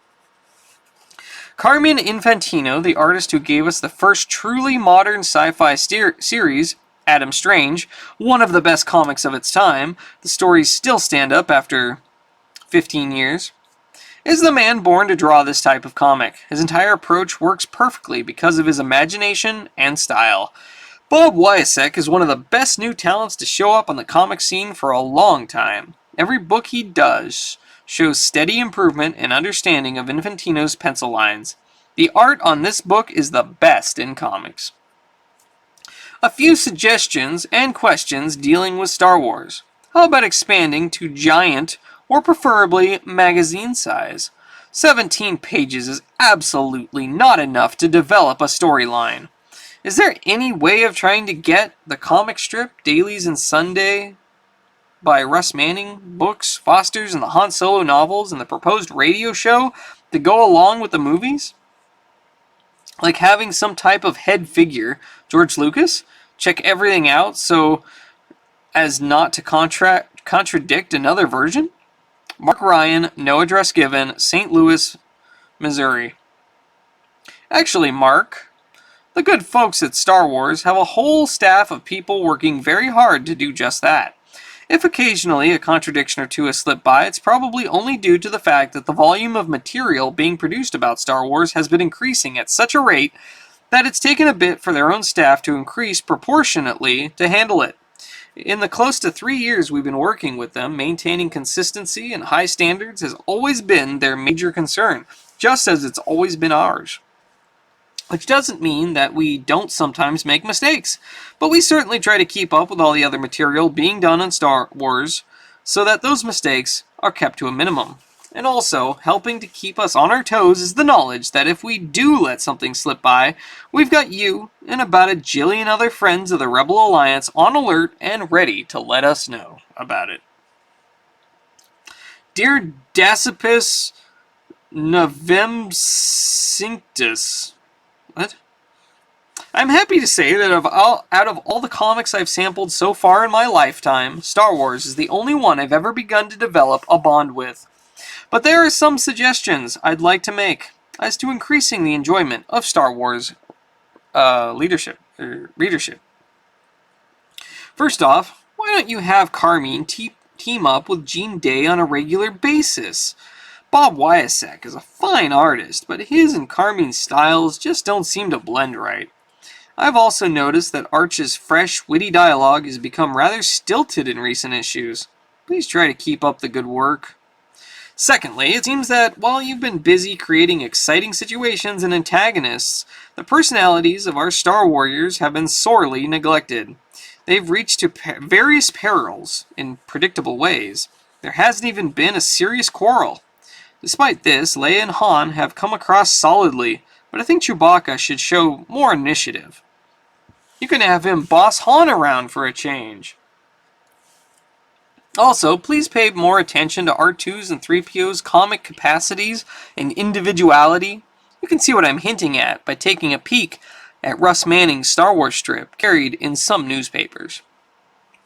Last of all, I'd like to express concern over my favorite, Luke.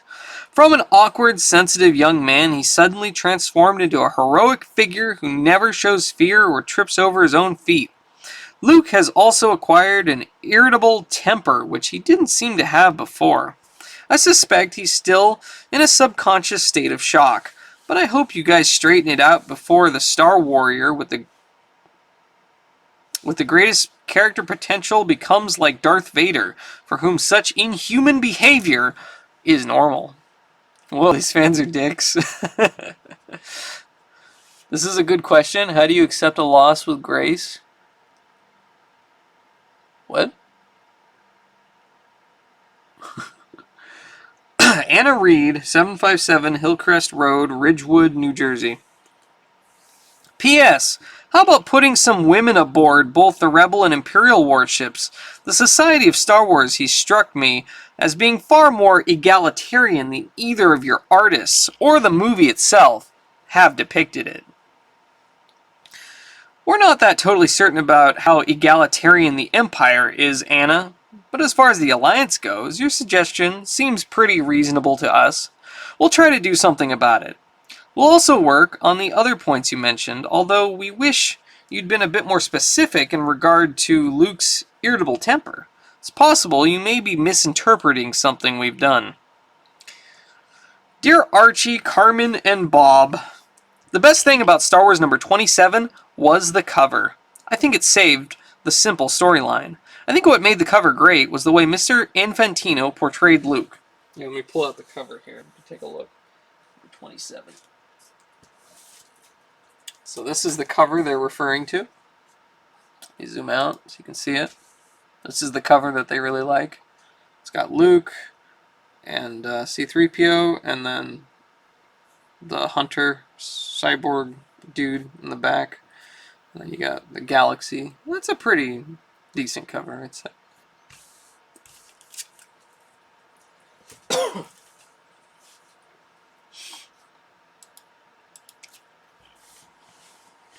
Let's see. I think what made the cover great was the way Mr. Infantino portrayed Luke. In the corner of the cover, we see Luke as a macho hotshot. He just seems to be yelling at the whole universe, "Hey people, here I am, the guy who blew up the Death Star." On the rest of the cover itself, Luke looks more mature, self-attuned, and like the 20-year-old farm boy turned rebel that he's supposed to be. The artwork, as I've come to expect from Marvel, was perfect. Often you can have the best story on this side of the universe and bad artwork will kill it. The main difference between the Star Wars newspaper strip and the comic is that the newspaper stories tend to be too much like the movie. The Star Wars comic book tries to take off in other exciting directions, and it does. I'm looking forward to next issue's story with Han and Chewie. I think they should get their own book. That way, you wouldn't have to concern yourselves too much with the rebellion. Han and Chewie could take off on their space-spanning adventures the way they did in Star Wars number 7 through 10. But lots better stories, please. Please give this some consideration. I'm sure I'm not the only one who would like to see Han and Chewie in their own book. Also, will you ever be doing Splinter of the Mind's Eye in your series? And will you be doing the movie sequels? I hope so for both. Bob Thornott, 10555 Spice Lane, 902, Houston, Texas. Sorry I was asking that because I myself lost my undefeated streak on Fight Night, a boxing game. I don't know, like, I don't know, you just, losing happens. You just move on. I don't know. At this point, it doesn't look like we'll be doing Splinter, Robert, but to end the column on a happy note, yes, we will be doing the adaptation of the second Star Wars movie, The Empire Strikes Back. As soon as more information is available, we'll let everyone know, but please, don't write in and ask us what happens in the second movie. Even if we knew, which we don't, we wouldn't be able to tell you. So see you in a month. ROM Space Knight on sale now. Vroom! Superhero cars means great fun that fits in your pocket. Listen, now you can zoom around with your favorite superhero vehicles from Corgi. See, we wanted to make these cars just the right size and just the right price for you, so you can just stick the fun in your pocket and go wherever you want. Enough said? Those are kind of cool. They got the Wonder Woman car, the Flash car. Oh, the Superman flying jet with the arms that go boom boom boom boom. I actually have that. I had that as a kid. I think I have it in a box somewhere. And the Batmobile there. I might have had that one. I definitely had the flying Superman with the punchy arms. There's a Superman van. There's a Daily Planet helicopter. We got a Daily Daily Planet truck. There's a police car, a penguin car, a Joker car, and a bat cycle and a bat copter.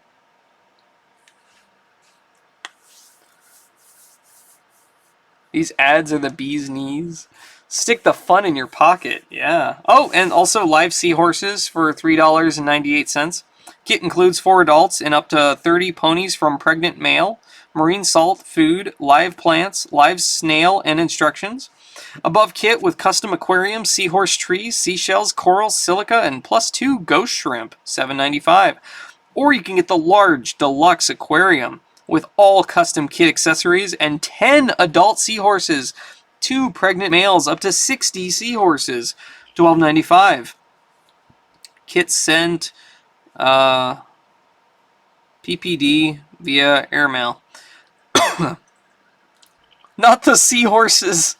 Yes, we're back with the seahorses. Comic conventions in your area. Call free.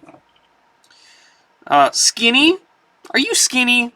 Are you self-conscious? Do you want to gain pounds, inches, and confidence? Are you too skinny because you don't eat right? Weight On's calories can help fill out, shape your entire body. Vitamins, minerals, energy, nutrients, too. Weight On works pleasantly and naturally. Users report gains of 5 to 10 to 15 pounds and more. Weight On at drugstores, liquid tablets, bars, tonic regulars, and super strengths. Shape a new you with Weight On. Babe alert! Where's the weight off ad? Defend yourself using the Oriental Secret of Karate, Kung Fu, and Judo. New home study course from a registered black belt school. Learn in your spare time. Unbeatable Fighting Power Certificate Award. For details, write New Orient Karate School. Anyone can learn. Comics, we got 'em. Thousands in stock. Marvel's a specialty. Free catalog and funny money discount coupons for low prices and fast services. Lone Star Comics in Arlington, Texas. I buy from them all the time. Just about every week, actually.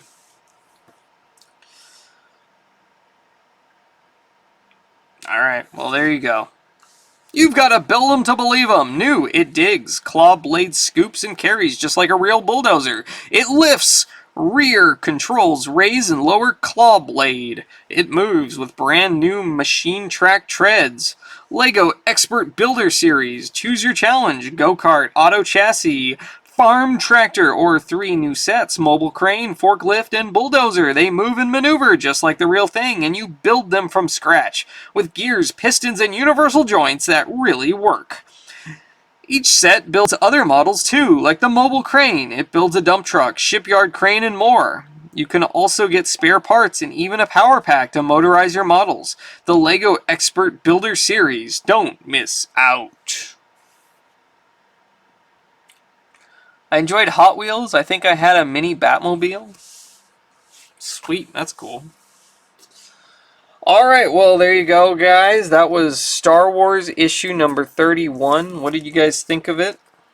Any comments? Anything you liked or disliked about it? Did you think the art was garbage? It was trash? You want to write them in, tell them about it? Say you guys suck? I like the ads. The ads are fun, yeah. And you want to try a fruit pie?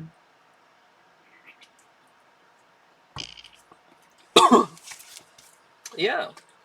They still make those, don't they? Wait, where's issue number 32? Oh, there's 32. Okay. I found it. Okay, so next week is going to be this one here. It's rolling, and not even the Empire can stop it. Join Luke, Han, and Chewie on the Jawa Express. Right. That will be next week. For now, we're going to read... Honestly, the art was alright. Can't complain. We don't have them here. Oh, you don't? Okay. Here we go, you guys. Time to enter the world of world's finest. The world of world's finest. Doesn't really flow off the tongue so much.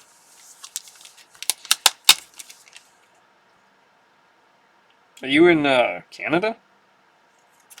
Do they not have fruit pies in Canada? I only knew what they were because of King of the Hill. Sorry. Yeah.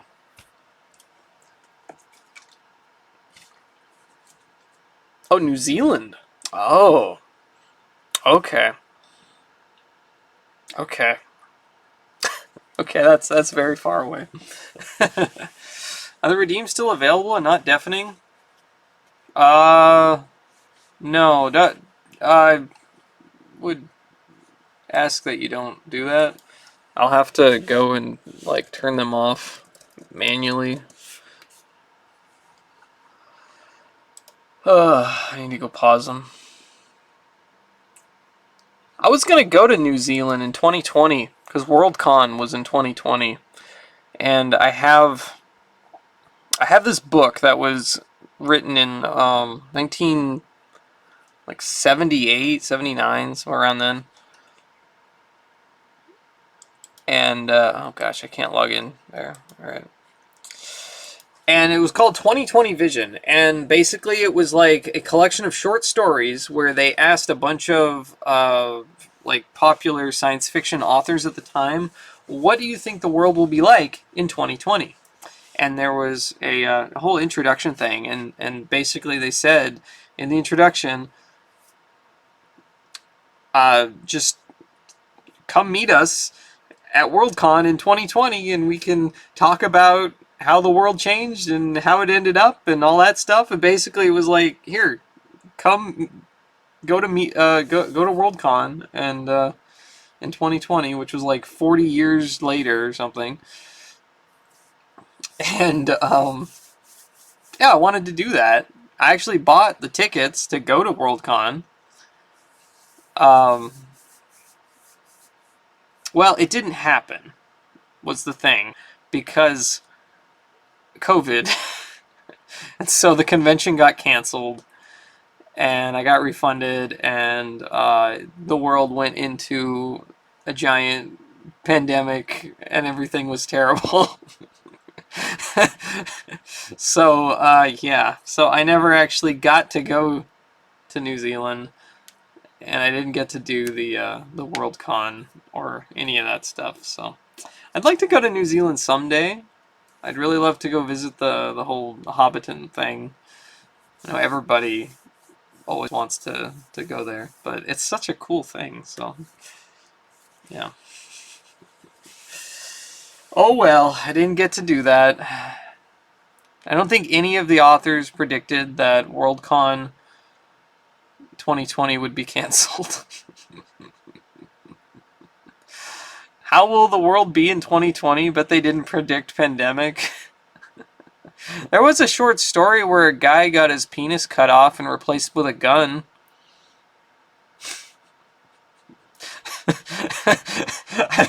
I don't know if that's accurate to today, but I've never visited another region except Portugal. Okay. I've been to Japan, Mexico, and all around the US. I'm a Canadian citizen, but I've never been to Canada. Kind of weird. Yeah, maybe I should read 2020 Vision and put that on. It's actually a good idea because I don't think anyone has like done an audiobook of that or read it or put it up on YouTube or anything. It's kind of obscure. That would kind of fit well with my uh, plug for my secondary YouTube channel. If none of you guys know, check it out. YouTube 2. Here we go. I do readings and stuff. That's kind of where I put more of my more focused books, reading stuff, and whatever. Videos that are more like intentionally made rather than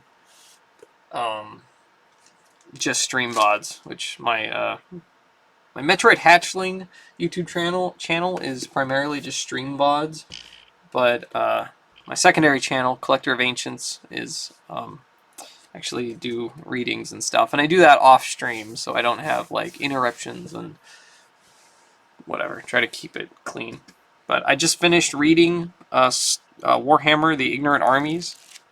It's a collection of Warhammer short stories. This is actually the very first Warhammer fiction book that was ever made. And so yeah, I finished reading all these, and you can listen to it on the secondary channel if you want. Anyway, yeah, Canada's overrated. I highly doubt it. That's some deep metaphor. It looks like it would have been in Wellington. Okay, yeah, that sounds right. Makes sense. People say Canada is overrated. I mean, I don't know. I'm sure it's fine. Anyway, let's get to reading the World's Finest issue number 99 here. It's a 10-cent. Cost 10 cents. Back in, I believe this is 1959. Let me check. February 1959. Yep. Alright, here we go. Has such a different look and feel to the cover. The ink is so vivid, so bright. That red is so just like, ooh, it stands out so much. Looks so nice. Featuring Batman's super spending spree. Hurry up, Superman! Batman's in danger again! I like how he says again. If Batman hadn't bought that crazy invention, he wouldn't be in this mess. Alright, I gotta head off. Thanks for the stream. That was great. Alright, have a good day, or is it night or morning? I don't know what time it is in New Zealand, but yeah, have a good existence. Day? Okay. We'll ripple your body with muscles and load TNT into your fists. We wish you could visit with us, see how we keep in top shape. Are you skinny? Bob Cousy, our great NBA star, will show you how to add pounds of solid muscle. If you're fat, our Ted Kluzakowski will slim you down fast. Have a good earth rotation. Yes, have a good earth rotation. Mickey Mantle, Joe Louis. This is 1959, you guys. Rawhide was on air for like maybe a year at this point. 1959. You could buy like refrigerators that actually worked. We make you a graceful athlete, not a weightlifter. The champions teach you how to run rings around those muscle-bound boys. Endorsed by 406 athletic coaches. Use the same training secrets as the great teams do. And be the envy of your friends. No special equipment needed. No weights or barbells. No gym. You train in your own home. Just 15 minutes of fun a day. The refrigerators. Yeah, get yourself a Frigidaire. Brand new. Robert Colville of Union City, New Jersey shows his new physique after being coached by the NSC staff. 16 great stars promise you new popularity. Are you skinny and weak? Are you fat and flabby? Are you always being picked on? Then do as our sports staff tells you. Send the coupon below. You'll be amazed how easy Yogi Berra develops your power. Doak Walker strengthens your legs. Kid Gavilan teaches you self-defense.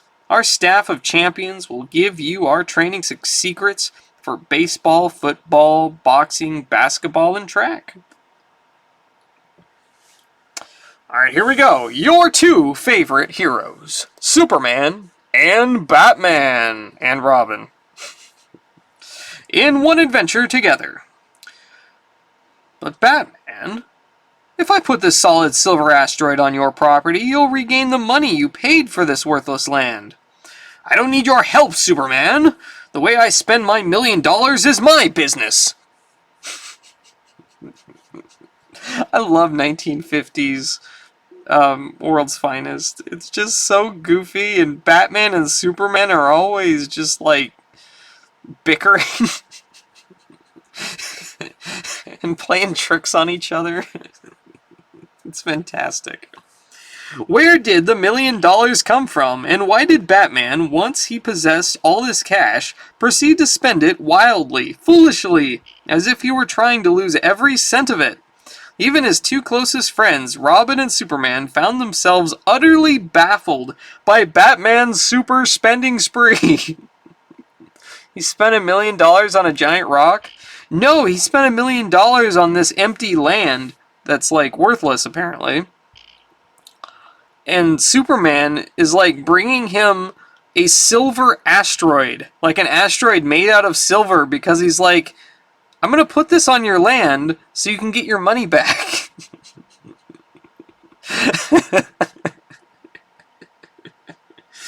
World's Finest Comics, number 99, February 1959. Published monthly, with the exception of January, April, July, and October.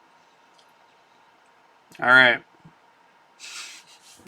Land to put his giant rock? What?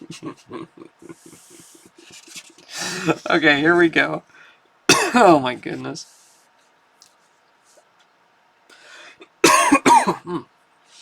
One day, as Robin works in the Batcave, hi, Batman. What's in the satchel? $1 million. $1 million in cash? But what are you gonna do with it? Spend it. Isn't Bruce Wayne already just like filthy rich? Why is Robin like surprised that he's got a bag of $1 million? Spend it? What's Batman talking about? He must be joking. But far from a joke, a startling ad appears in Gotham City's newspaper some hour later.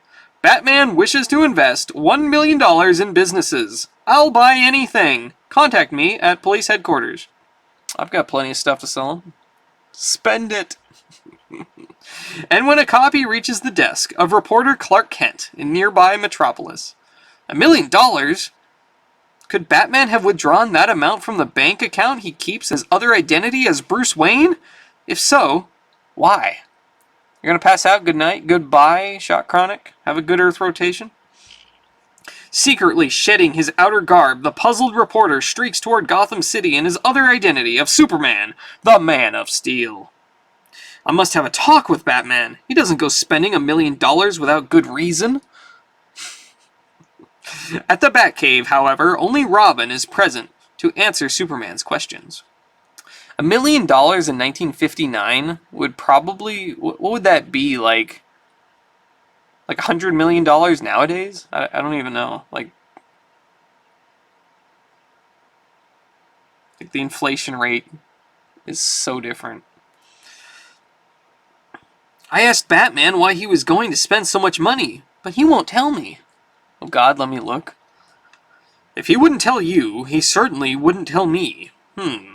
Maybe he's in financial trouble and is trying to recoup his losses quickly. Meanwhile, in a private room at police headquarters, Batman finds himself besieged by business offers. I got an amusement park. My invention needs financing. See me again later, gentlemen. Right now I'm going to inspect a salvage company I just bought for $100,000. Reaching the waterfront, Batman issues a startling order to his new employers. You want divers to check the bottom of Gotham Bay? But, boss, those waters have been combed 100 times. There's nothing below. So what? Just do as I say. About $10 million? Nowadays? Okay, $1 million, so about 10 times as much.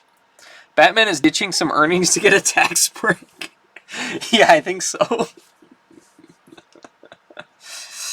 And where Superman has been eavesdropping unobserved, first Batman buys a salvage company, then he wastes money on a fruitless job. He must be desperate. When people hear about this, Batman will look pretty silly. I can't let that happen. Diving into waters far out at sea, Superman searches about until that old Spanish galleon should do the trick after I clean it up a bit. Carrying the Hulk to a deserted shore, the Man of Steel goes to work. One blast of super breath will blow off all the growths of seaweed. Whoosh! I'll have to work fast, scrape off these barnacles, and get the ship to Gotham Bay before those divers descend.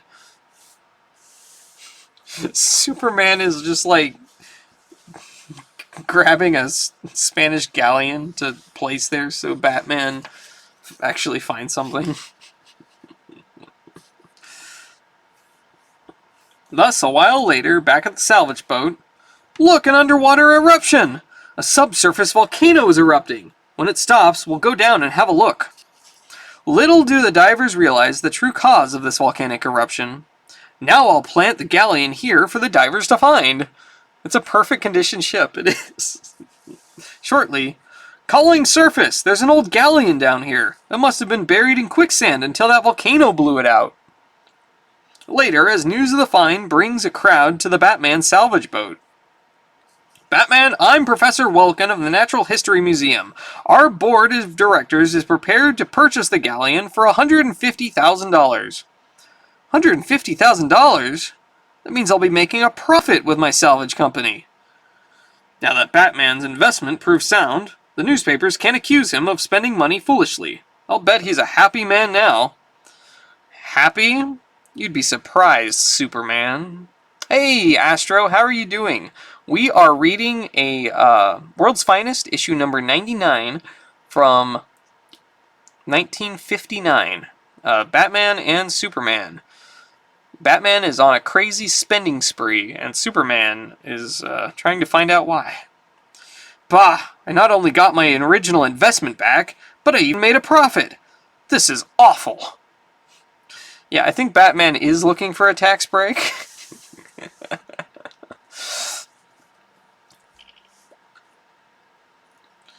In the meantime, where two scheming characters read Batman's newspaper ad, say, here's our chance to unload this played-out old mine of ours.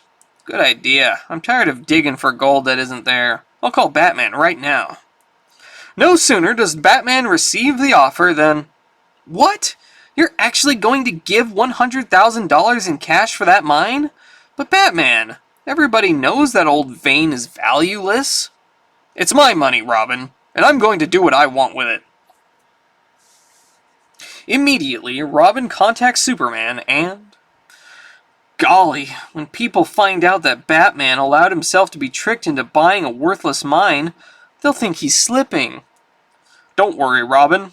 I'll cover up Batman's mistake, just as I did the last time." At meteoric speed, Superman flashes into outer space. The asteroid belt should provide what I need to help Batman. Meanwhile, as the Batmobile speeds toward the mine, here he comes. And there goes the bridge! Boom! The story is wild.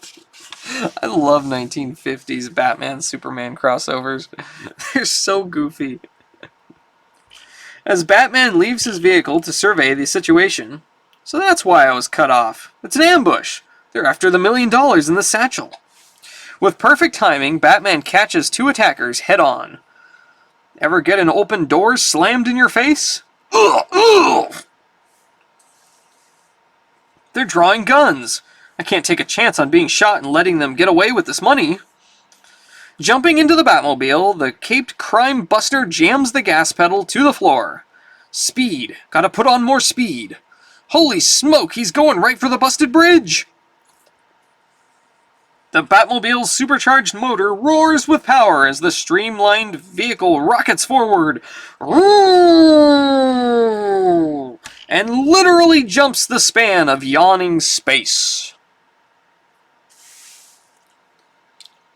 In the meantime, where Superman has returned to Earth's stratosphere with a tiny asteroid, my telescopic vision shows me that Batman has just paid cash for the mine. This should land right in the middle of his new property. He just throws it and causes, like, a meteoric impact that just, like, destroys the world. That's just what I'm imagining here. Down streaks the asteroid right to its target. Look, a meteor! Upon inspecting the meteor, it's loaded with silver! And we just sold this land to Batman! He'll be able to sell that meteor for double what he paid us. What?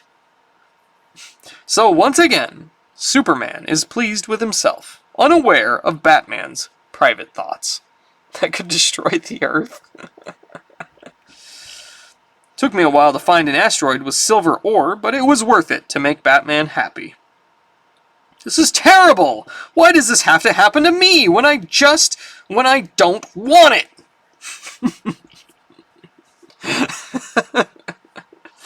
And next day in the workshop of a crackpot inventor. You made a wise investment, Batman. For $100,000 you now own the world's most unusual machine, one that counts grains of sand.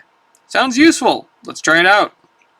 But as Batman presses the starter button, great Scott! It's running amok! What happened? Oh dear, it's done that before. It's hunting for sand to count. It will keep digging until it finds some. Click, click, rrrr. Superman once again ruining the economy. Why is he covering Batman's ass? Just let him spend the money and take. This is like the greatest comic I've ever read. I love this. But not far away. Has Batman lost his mind buying such a crackpot invention? Well, here I go, trying to help him again. Click, click. Oh, he got too close to the machine. It's got him. Click, click. After a speedy trip to a nearby sand quarry, just as I expected, the machine is tossing Batman away now that it's approaching sand. While the machine counts grains of sand, Superman, stop! I want to pay for the damage I've done. Don't be silly. I'll do it and save you some money. Before Batman can protest, Superman makes some adjustments in the machine and takes it to a construction company. As you can see, I fixed the machine so that it will dig anywhere. Amazing! A robot scoop shovel! A machine like that would save me a fortune in time and work. I'll give you $125,000 for the rights to it. But when Superman tells Batman of this profit-making sale, Superman, you're my friend, but please, mind your own business. I can handle my own affairs. I don't understand. Why should Batman be angry because I saved him some money? He's so angry there. He's just like, damn it, Superman!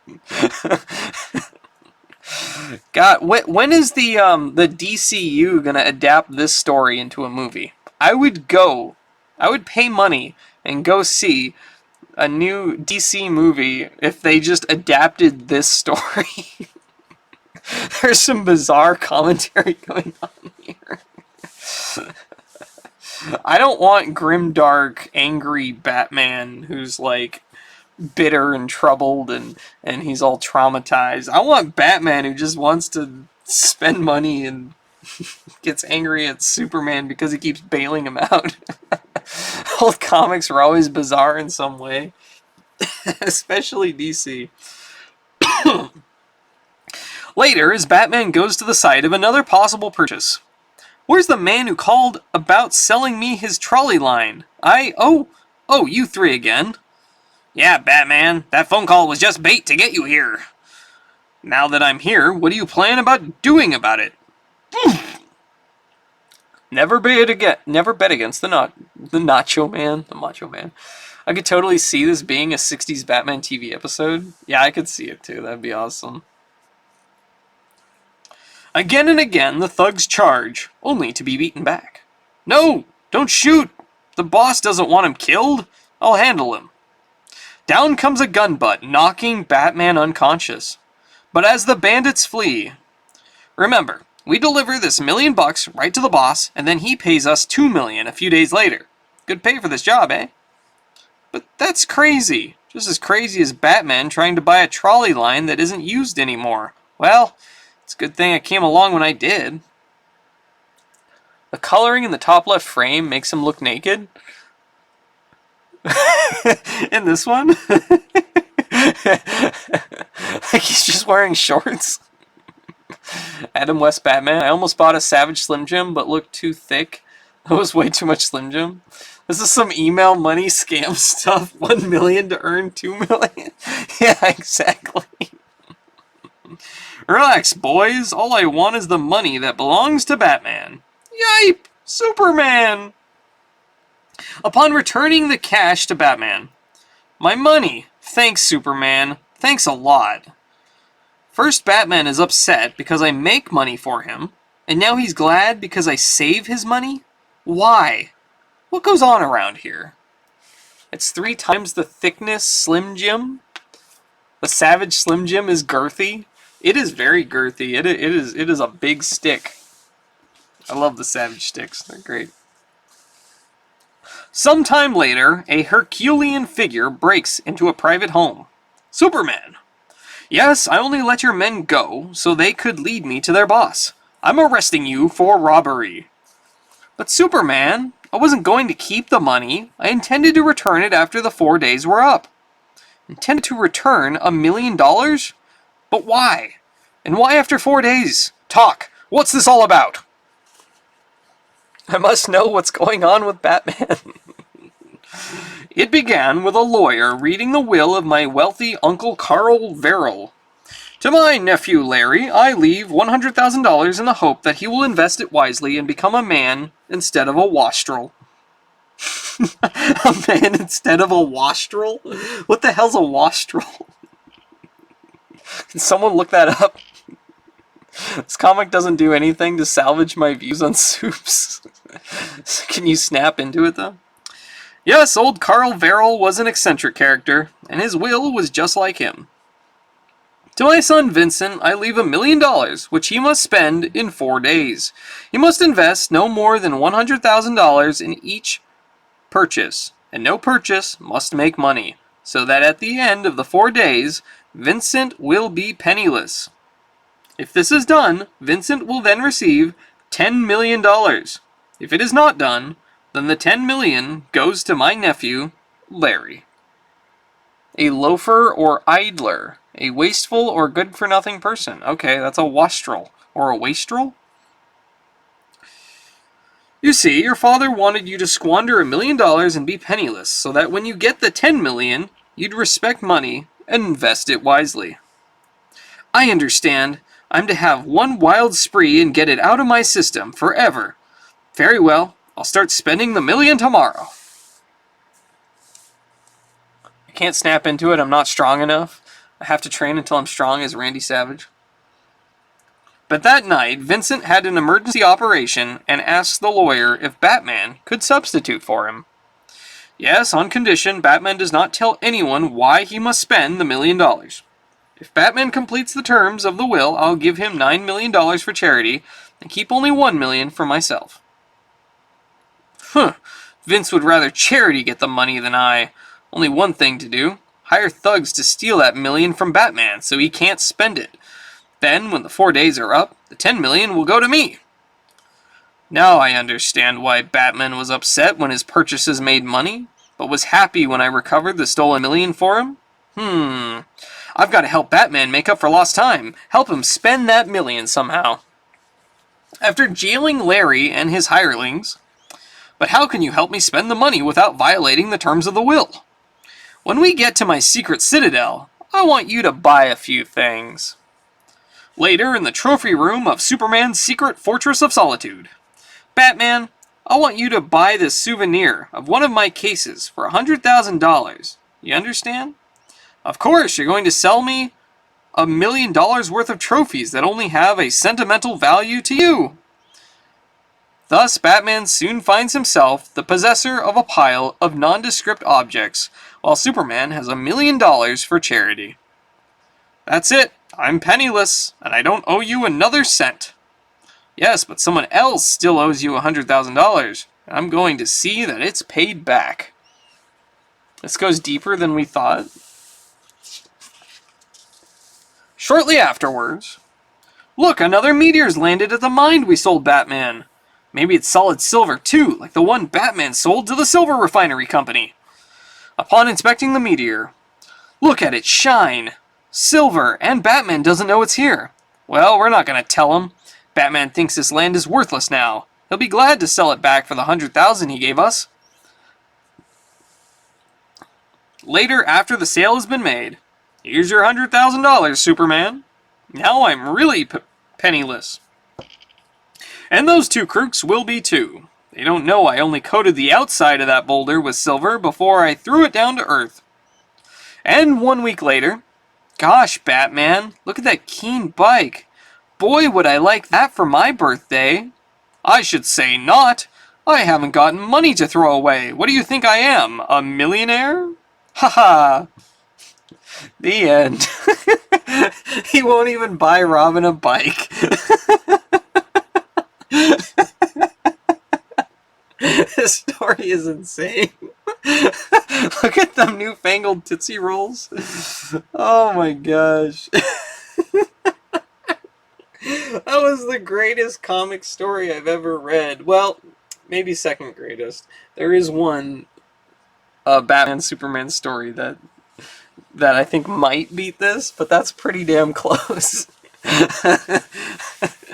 Damn, what a great comic. That was fantastic. That is like in the competition for my favorite Batman Superman story, I think. Oh my goodness. Said a daring young ski champ named Andy, I take chances on slopes, not on candy. When it comes to good taste, I've got no time to waste. I always keep Tootsie Rolls handy. Tootsie Roll, America's favorite candy. Just 1 second. That's the time it takes for the Rhea, fastest bird on 2 feet to run 60 feet. The cheetah, speed king of the animal world to dash 100 feet. Classic advertising limerick, yep. The duckhawk, fastest flying bird to whiz 260 feet. A lightning bolt to travel 186,234 miles. But the Flash, the world's fastest human, can move faster in 1 second than all of these speeds combined. On sale at your favorite newsstand December 23rd. Oh man, 1959 Flash. That's cool. It looks like an awesome cover too. No Flash, you'll never find the real me in time. Featuring the fastest man alive, Master of Mirrors. You'll get the thrill of a lifetime when you read the whirlwind adventures of the fastest man alive in this new DC magazine. The Duck Hawk, did they go extinct? Did they? I have no idea. That's unfortunate if they did. Alright, here's another comic. Here we go. Lem in Lime. What's the matter, Lime? The TV set not working? That's right, Lem. Let me look at it. I'm good with electrical appliances. First we'll check the tubes.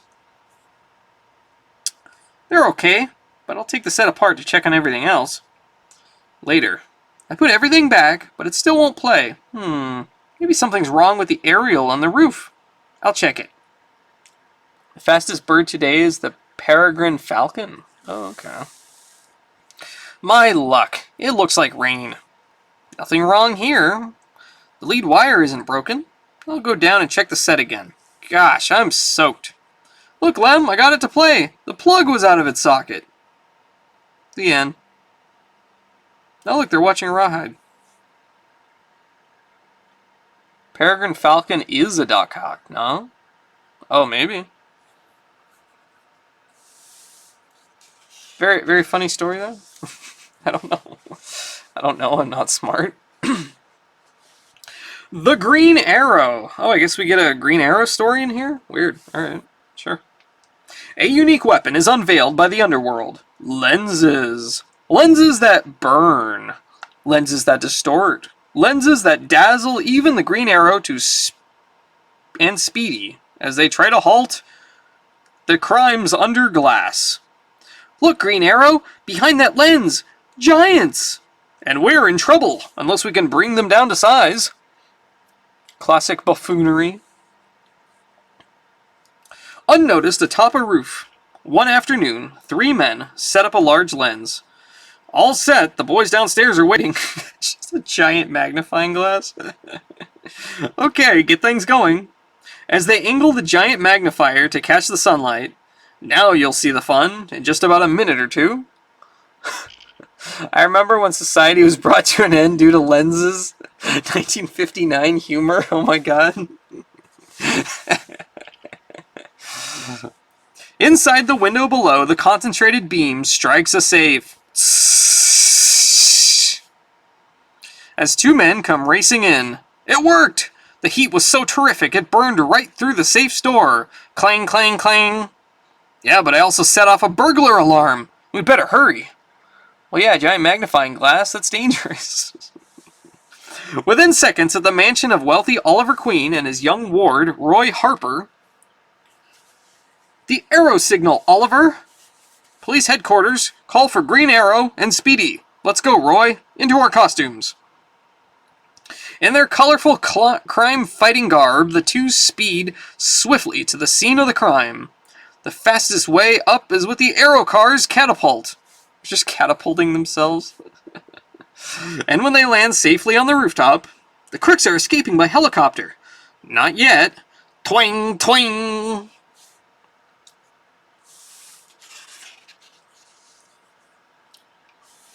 As one shaft cuts through the rope ladder, tell the guys in the copter to do something before Green Arrow and Speedy nail us.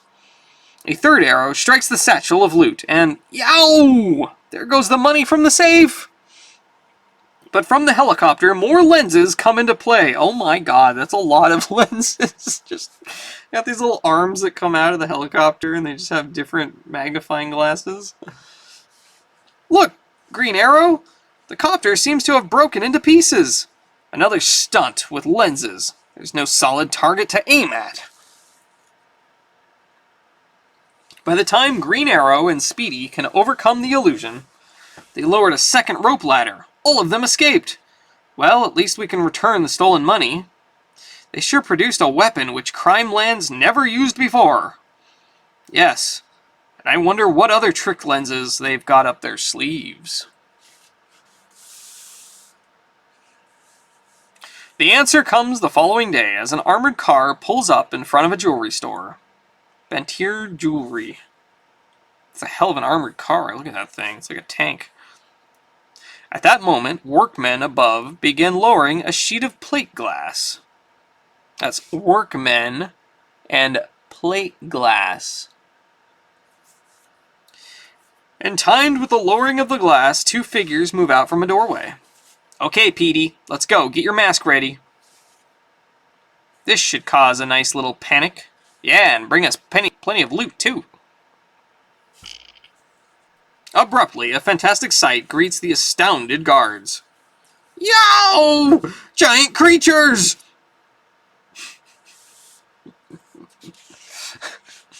You mean a lens? It worked! That distortion lens confused them long enough for us to take over, grab the loot. The gang takes off with its haul just as Green Arrow and Speedy reach the scene. There they go, to the roof! We're going up after them. But as the twins of the Twanging Bow reach the rooftop, they're being picked up by a dirigible this time. Maybe we've still got time to stop them. Inside the dirigible's gondola, however, turn the prism lens on them, then watch the fun. The prisms capture brilliant colors from the sun's rays, and those colors! They're so bright! I can hardly see! Only one chance, Speedy! Our ink arrows! Hurry, before we're too dazzled to see anything! They literally just cast color spray. Like, the D&D spell, color spray, that just shoots a bunch of colors at them and blinds them.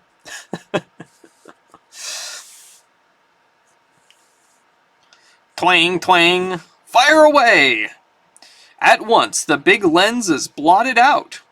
That's it, the lens is useless now. Bring down the dirigible. Thwack, thud. Boy, these crooks really invested a lot. They really did. And as a swift flurry of arrows punctures the craft, that ends her flight. Fire the siren arrow and summon the police. Whee! Here goes. And so, a while later, with the crooks in tow, you can come out from behind the lens, Green Arrow. We don't have to magnify you and Speedy to make you big. Yes, come to think of it, we've had our fill of lenses for a long, long time. The end. What do you guys think of that story? There was a hoop whirler named Win, who'd whirl hoops with his girlfriend named Lynn. Once the game had begun, to add to their fun, they'd eat Tootsie Roll Pops while they'd spin. Tootsie Roll Pop, the only pop in the world with a center of delicious Tootsie Roll. That's it! I'm incorporating lenses into my next RPG session. Yes, do it! Do it! That'll be awesome, and no one will ever see it coming. Who came up with that? They didn't credit the writers and the artists and stuff in the 50s, so I'd have to look online for the information. But they did that so that their artists and writers and stuff wouldn't get like poached from other studios, so they didn't give them credit in the books. They went 1000% effort on the crime and still got thwarted. When one of my players busts out ink arrows, I'm gonna be upset. Yeah. Oh man, that'll be awesome. You could totally set up like a device like this in a dungeon. Have someone like controlling this thing and just blinding your guys. That'll be great. Alright, I think we have another story here. Oh, look at this! We got a crossword puzzle. What is this? Cartoon Crisscross. After you correctly solve your Cartoon Crisscross puzzle, the encircled letters can be arranged to spell the 7-letter name of a Texas term for blizzard. Pencils ready, thinking caps on, and no fair peeking at the answer. Alright, do I have a piece of paper? A pencil? I don't want to write on the comic, because, you know, it's like a billion years old. I don't know. Let's see. Okay, a ruin. 1, 2, 3, 4, 5, 7 letters across for ruin. Let's see, and then one down is a tenderfoot. What? Puzzles are apparently hot these days. Alright, I'm going to need your help on these.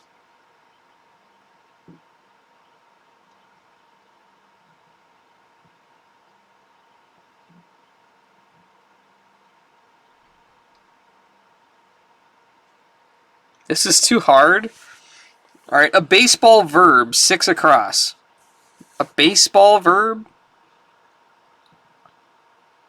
9 across. Common metal, 4 across? A common metal? Iron. Iron. Probably iron. 3 down, trot? Let's see. 3 down is a horse's pace. A trot. That sounds right. Alright, I've got a pencil, but I don't have... You know what? We'll just write on the card here. Let's do this. So, we have... 1, 2, 3, 4, 5. 3 down would be T, R, O, T. And then 9 across would be I, R, O, N. Wait, yes? My eyes don't work good. I don't have my glasses. Oh. Let's see. And then we have 11 there. And this one is 13. So 13 across would be a Shoshonean Indian. Shoshone? They're in Idaho, I think. And it's 3 letters. A Shoshone Indian. Gosh. I should know that, but I don't know. 15 across is ox. Oh, that could be. Farm animal, an ox, probably, yeah.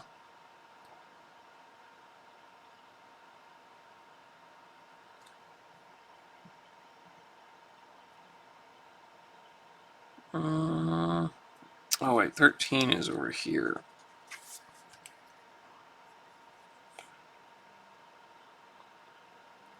Okay, 13 across, I think it's 3 letters, and the middle letter is a T. And so we'll go down 1, left 1, and we'll do 15 ox. 7 down, Tuesday, 14 across, UN. Okay, 7 down, so we got 5. And then we have 6. And then 7. 7 down would be Tuesday. 7 down is day of the week, okay. T, U, E, S,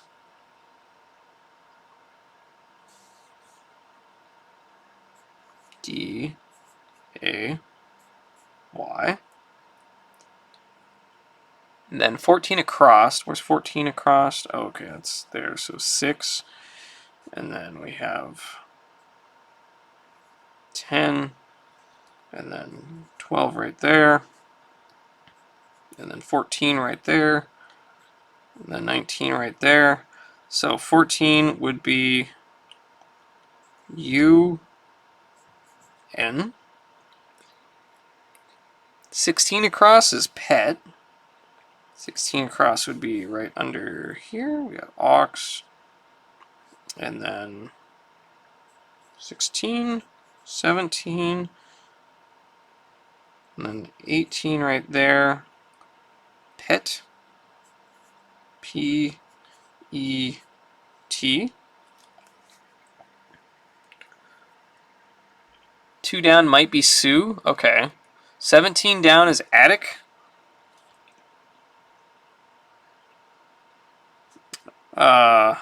Wait. 17 down? If 16 across is pet, then 17 down couldn't be attic. Because that would start with an E.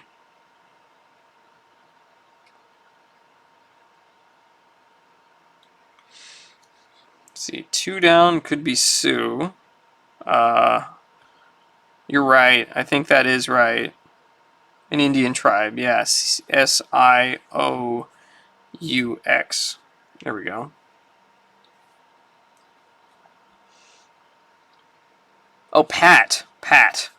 Okay, that makes more sense. There you go. 17 down. And we have 22 and 26. And then we'll also go A-T, T, I, C. Pat is the clue? Oh, Pat lightly? Oh. Well, the answer to Pat lightly is Pat? Seriously? I don't know. You should have drawn a grid. Yeah, probably. Yeah.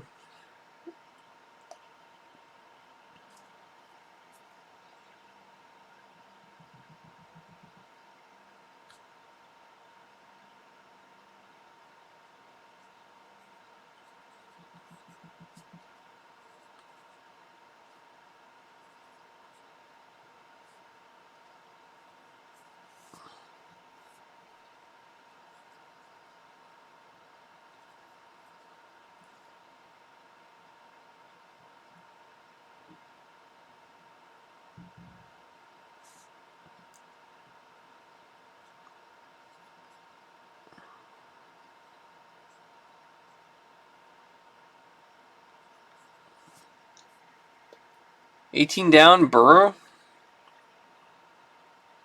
Picture A. Oh, okay. Okay, so I'm gonna get rid of Attic.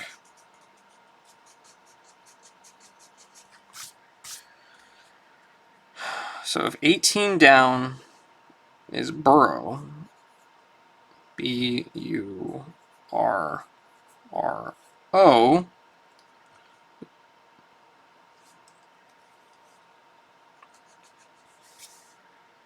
no longer sure on his 16 across? Okay. 25 across LT. Oh, lieutenant abbreviation. Okay. Yeah. 25 across would be LT.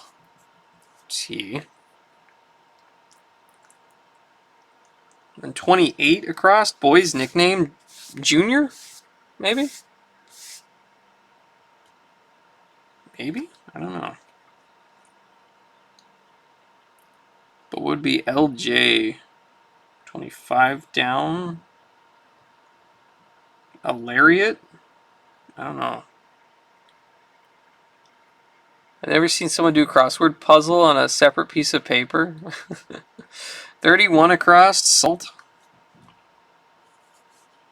S A L T.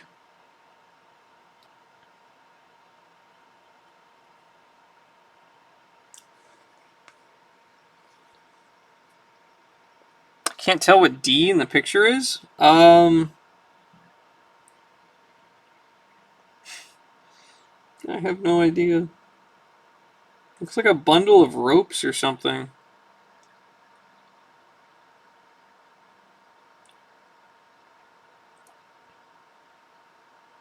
I have no idea. I don't have eaves. 36 across, sweep.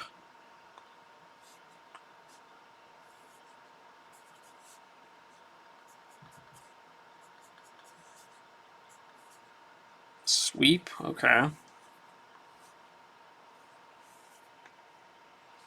Let's see, 32 down. LE? French for the, le. Okay, le. So that's right. Let's see, 29 across. Did we get that? B. A horseshoe? But that's not. Wait, no, that's not a horseshoe. That's. What is that? 21 down, Custer. Okay.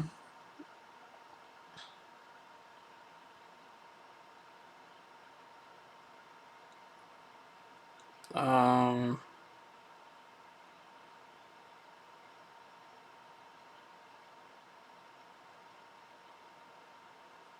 Wait. C-U-S-T-E-R.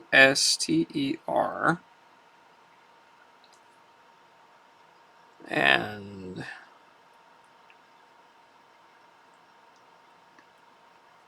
oh, C-U-S-T-E-R.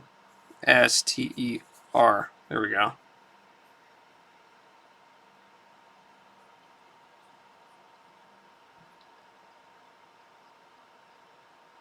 I think I messed up somewhere in here with the spacing. 23 down, possible eel. Let's see, 23 is... Okay, 23 down. A long fish. Where's 23? 22, 20... Oh, okay, 23 is here. So then we have... Okay, could be eel. Could be eel there. Alright. 27 down. What is this? Picture E. Oh, yucca? Y-U-C-C-A. I think so. I think that's right.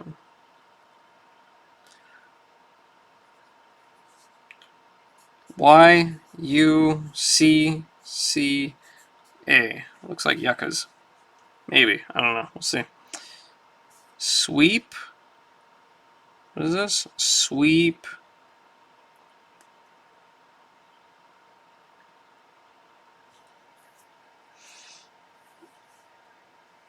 Uh, 33. So there's 29. So over 1. Down 1, over 1. This should be 33, I think. 33 across. Company abbreviation. So co.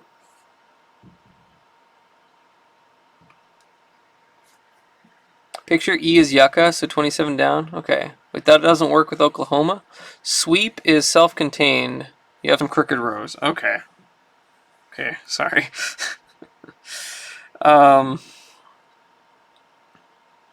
27, and then we have 1, 2, and this one's 34. 34 across. Do we know this one? Picture D. Oh, that's that thing. I have no idea on that one. 33. Skip 1. Down here we have 37. What's 37 across? Picture C, state, Oklahoma, right? O-K-L-A-H-O-M-A. Oklahoma.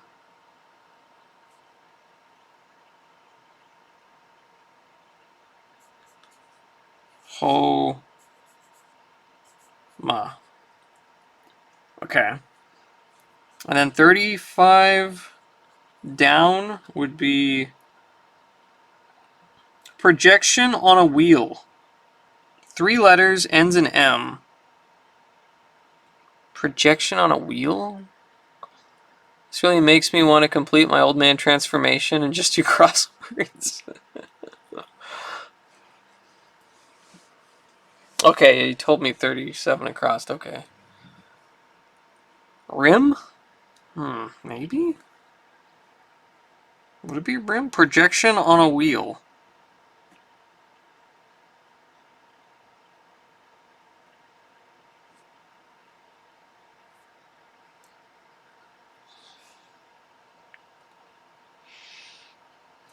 So we got 27 here. We got 24. Yeah, I got some stuff mixed up here. So 24. Skip 1. What's 8 down? 8 down is a brush for the hair. What, a hairbrush? H-A-I-R-B-R-U-S-H. Hairbrush? Is that really hairbrush?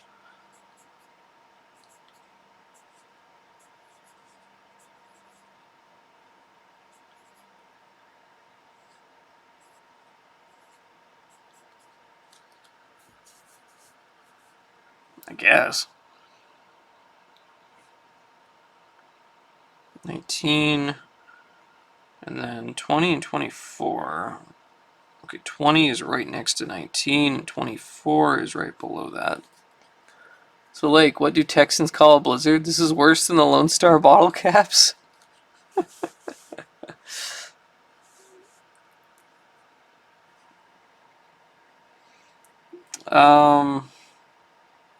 Okay, 6 across. What is this? A baseball verb. Ends in an H. Has a T in the middle. 5 letters.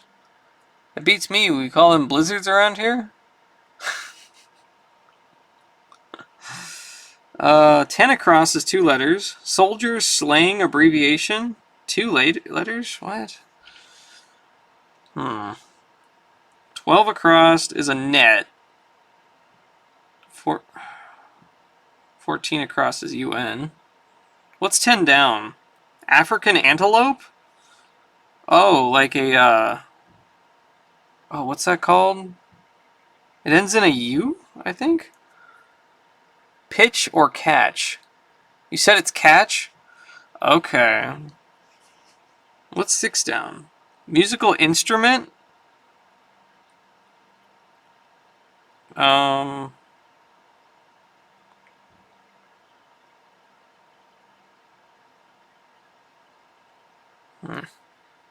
Oryx or ibex?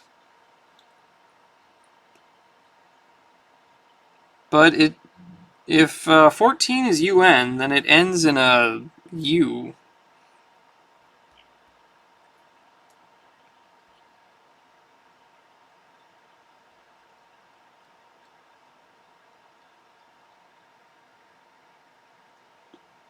And it's only 3 letters.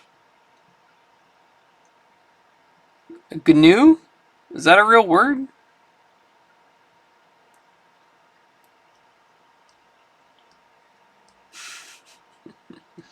Is that real? Okay, GNU. All right. All right. GNU. That's an antelope from Africa. Okay. Okay. So then 10 across would be, oh, okay, like a GI then. Because 10 across was soldier slang abbreviation, a GI. All right, that makes sense. That makes sense. And then 6 down, something IN.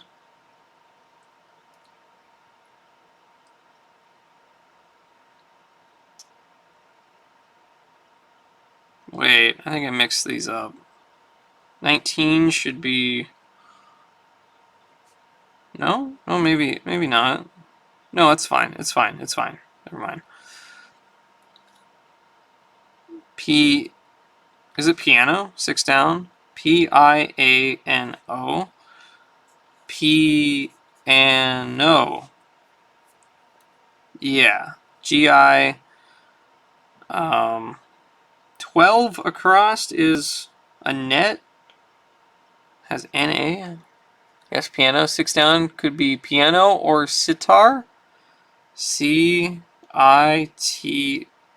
No. No, because there's an N there. GI Met.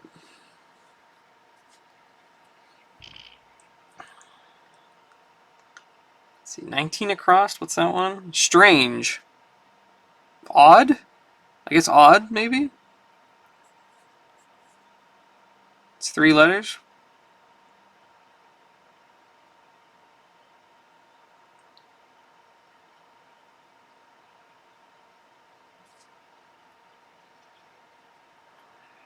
And then we have 24 across is 2 of a kind.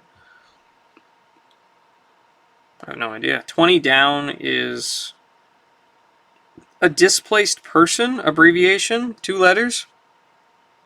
Starts with a D. Trying to keep all those answers at the bottom out of your subconscious. Starts with a D. Displaced, would it be DP?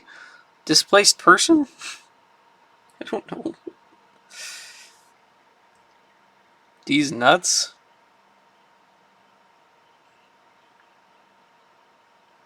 Alright, we'll try that. DP, maybe? And then 24 across is 4 letters. Two of a kind.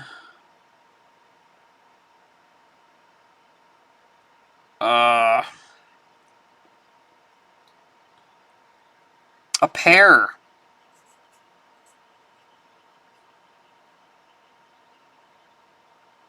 Okay, 7. Wait, no, I did that wrong. What? Hold on. Are these lined up right? 1, 2, 3, 4, 5. 1, 2, 3, 4, 5, 6.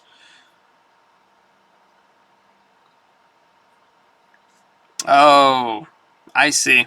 It's down here. So 24 is down here. We have P-A-I-R. You're right there. Pair. Got it. Okay. Okay. Yeah. Okay, and then here, this is mixed up here. That's odd.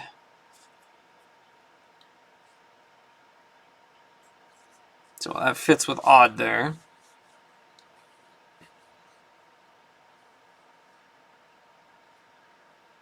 Oh, and this has a P, so that should be pitch, I think. There we go, pitch. Nice. All right. And then we have 12 across is 2, 3. What's 12 across? A net. UN blank blank E.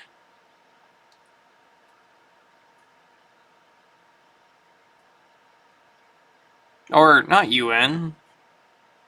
Yeah, these are okay. NA blank blank E. That's it. NA blank blank E. I think. Or no, it's blank NA blank blank E. I think. Or no, let's see. Damn it. Blank N. Wait, what? Oh my god, I mixed these up here. You're confusing me.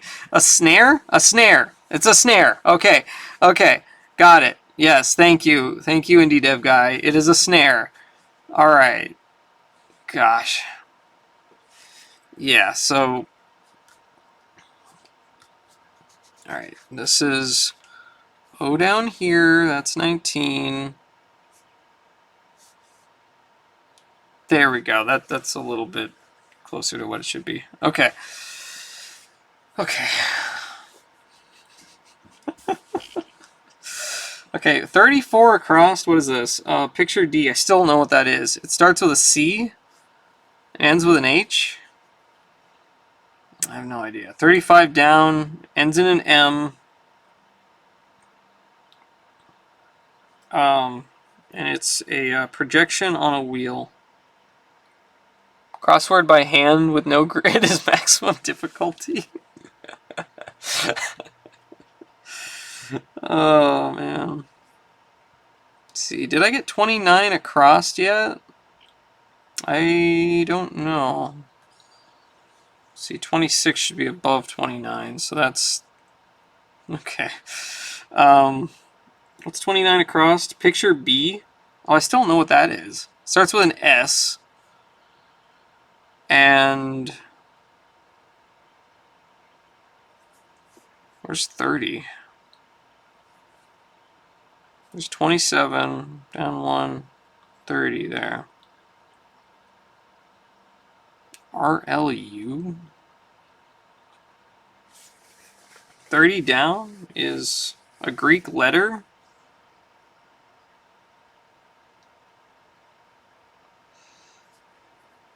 Mu?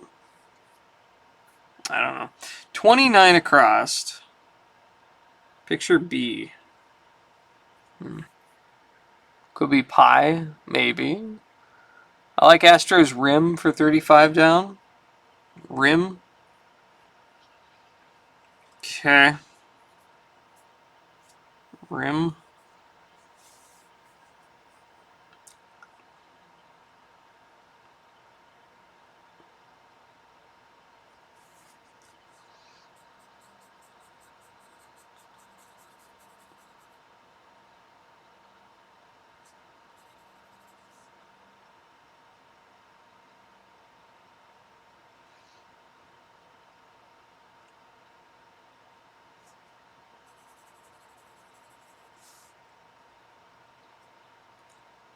Let's see. We still haven't done 4 down. What's 4 down? Lassoed. Starts with an O.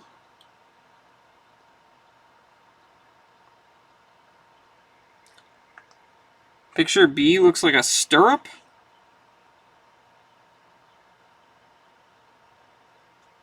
Stirrup. Okay.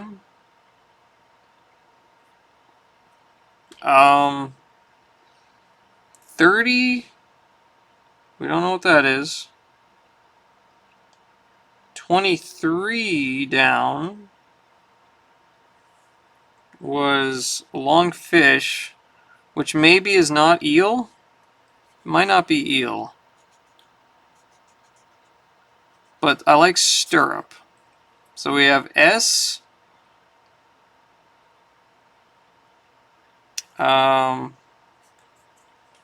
T. I. R. R. U. P.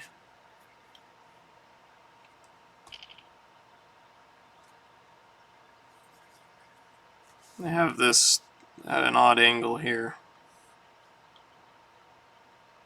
Because I put those too close together. 17 down is, what is that? Space below a roof? An attic? Oh, it is an attic, right? Yeah, that's an attic. Yeah, that is right. Attic. There you go. And that fits with the stirrup.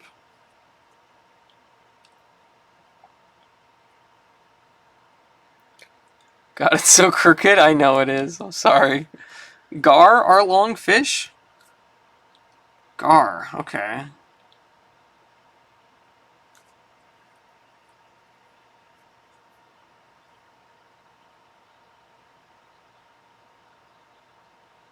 Let's see, 22 across would be pull hard.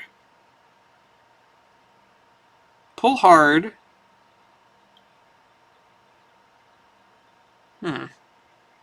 Tug. Tug. Tug. So that fits with Gar. Okay. There we go. And then... Oh my goodness.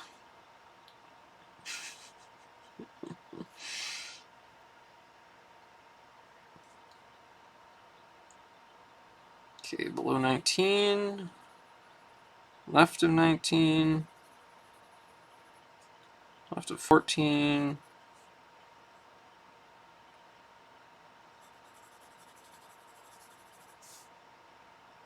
Below 24.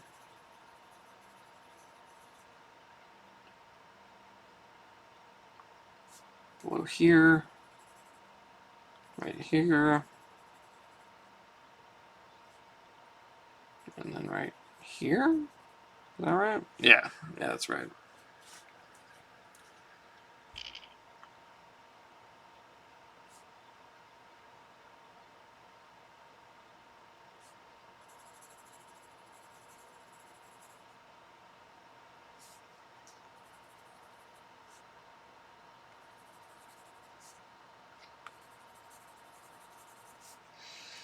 Okay, well, I still need one across,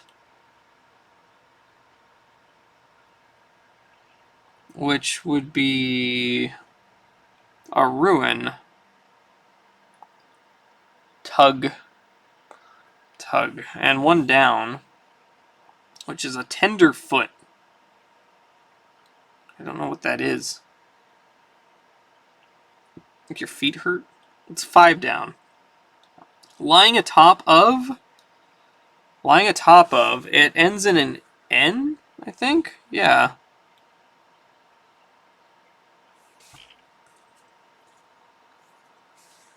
On? Alright. 21 down is lasso?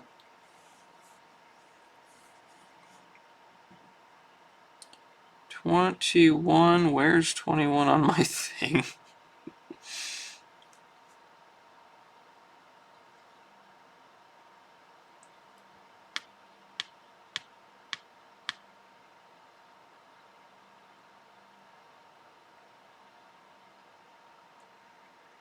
Wait, 21 down is Lasso? No, 21 down was Custer's Last Stand. That's Custer. I think Tenderfoot means like a noob at something? Probably, yeah. One across is Destroy? Oh, to ruin, to destroy? Oh. D E S T R O Y. Okay.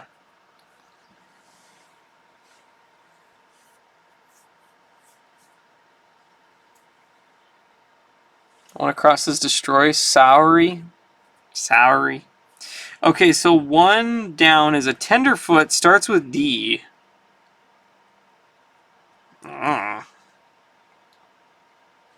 Okay, what about 25 down? What is this? A Lariat? Lasso. 25, you mean, is Lasso? Oh, 25 down. Oh, okay. Okay, sorry.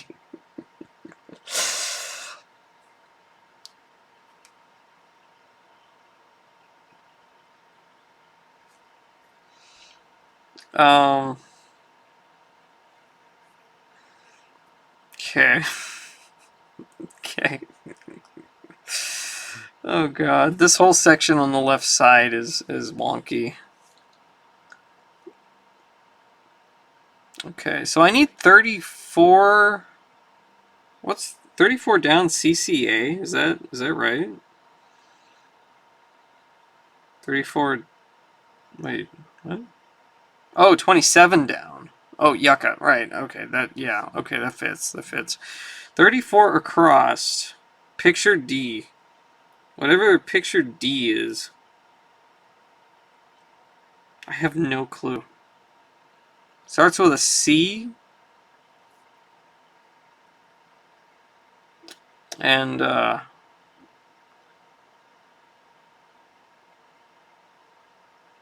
ends in an RH. 11 across, Droop. Coyote turd. Looks like an old sock.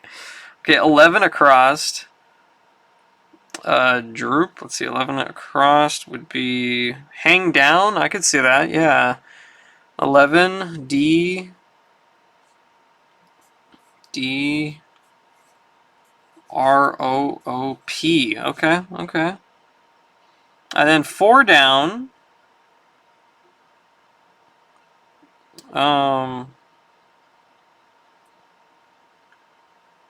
R-O-P. Lassoed, rope? Like roped? Oh, roped. And then 16 across would be dab, which pat lightly to dab something. You pat it lightly. I guess that works. Okay. Roped. Alright, roped. Picture D looks like I squeezed my toothpaste in the middle. Oh my gosh. Okay. 30 down. What's 30 down? That would be a Greek letter. It starts with a P.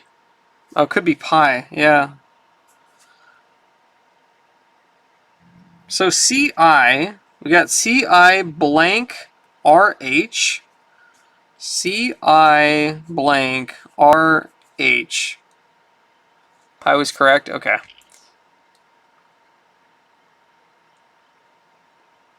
You have any idea what that is?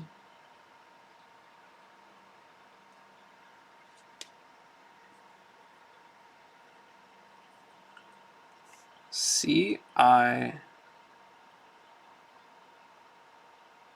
blank RH.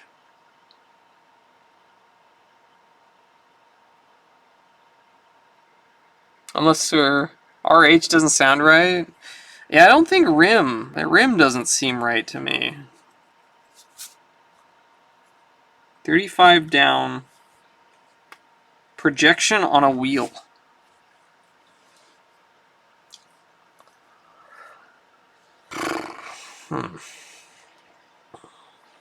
Spoke? It's only 3 letters. Oh my god. 3 letters, ends in an M. You're gonna be mad? What? Oh, you looked at the answer? Oh. For picture D? Alright, just tell me.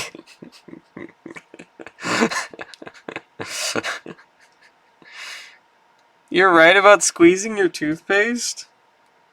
Cinch? Cinch? Okay. Cinch. Okay, cinch.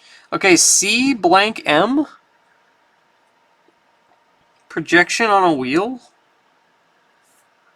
Like, a camera? Maybe? How would anyone get that?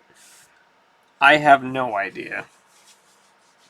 I have no idea. I have no idea. Cam? Might be cam? A camera? Camera? Cam? Yeah, it's cam? Okay. Okay, I think we got all of them. I think we solved it. So now I need to go in here. So 5 down, we have an N. We have an R. We have 7, 1, 2, 3 is an E. We have, let's see, 29 over 1, I think is a T. We have 23, 1, 2, 3 is an R, looks like. We have an O. 1, 2, 3, 4, 5. 1, 2, 3, 4, 5. And an H. Oh God. Oh, crosswords. Let's go.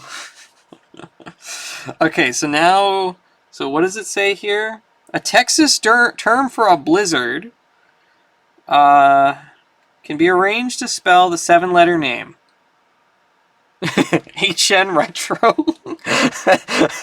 What are we working on? Well, we solved the crossword. Now we had a few specific letters that I've pulled out here that we need to put into a letter, or put into a word, rather. So we have, I don't know, how do we move these around? We got TR,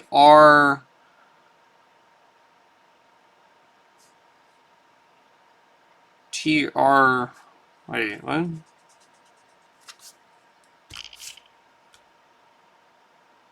I don't know. Norther?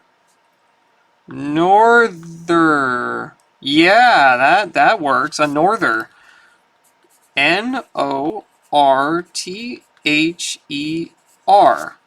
Norther.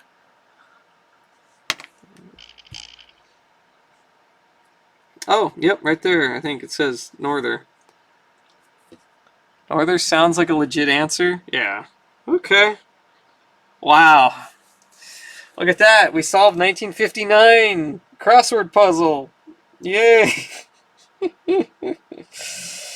Oh, man.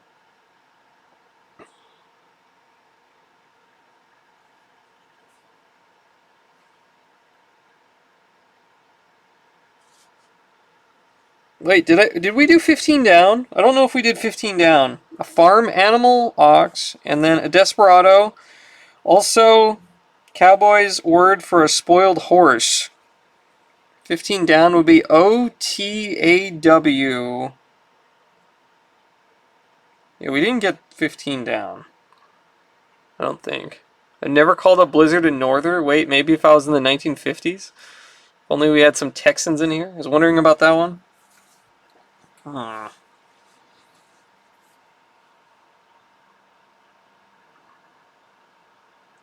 Or it's OT blank. We also didn't do 28 across. Oh, gosh. Boy's nickname starts with an A.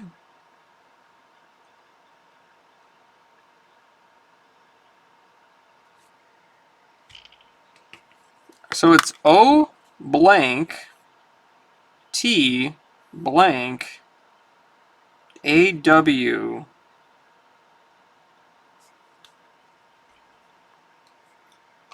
Al? As? Blizzard North is kind of redundant, huh? Yeah. Look at the answer. You can peek now? I guess. Okay, what's 15 down? I guess I'll look. Oh, an outlaw. Oh, outlaw. Oh my god. Alright. Al? Wait, what is Al for 28 across? A boy's nickname? Al? 15 down is outlaw.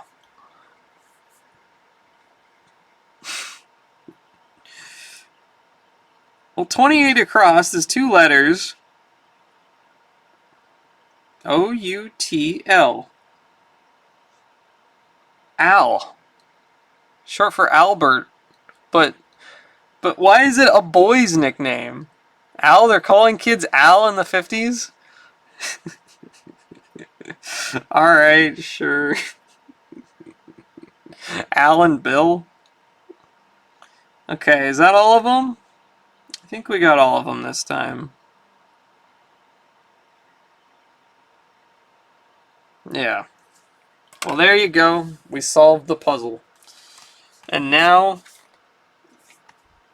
I did it on the back of the card back for this, so in the future, whenever somebody finds this book,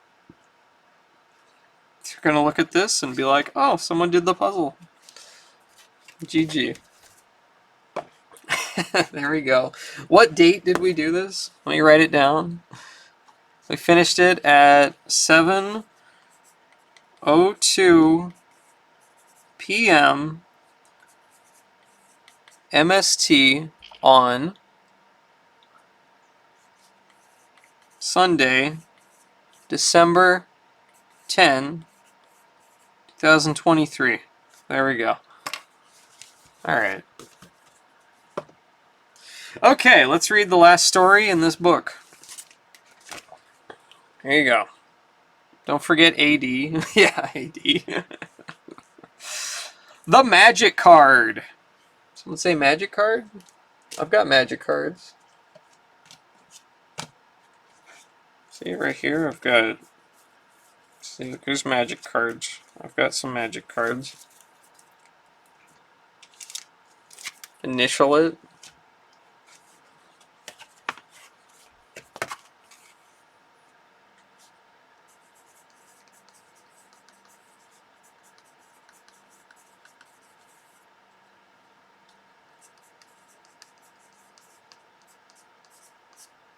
There you go. Twitch.tv/Metroid Hatchling.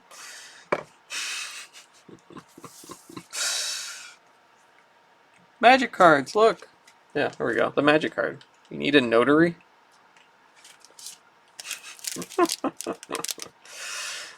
You misspelled hatchling? What? Hatching.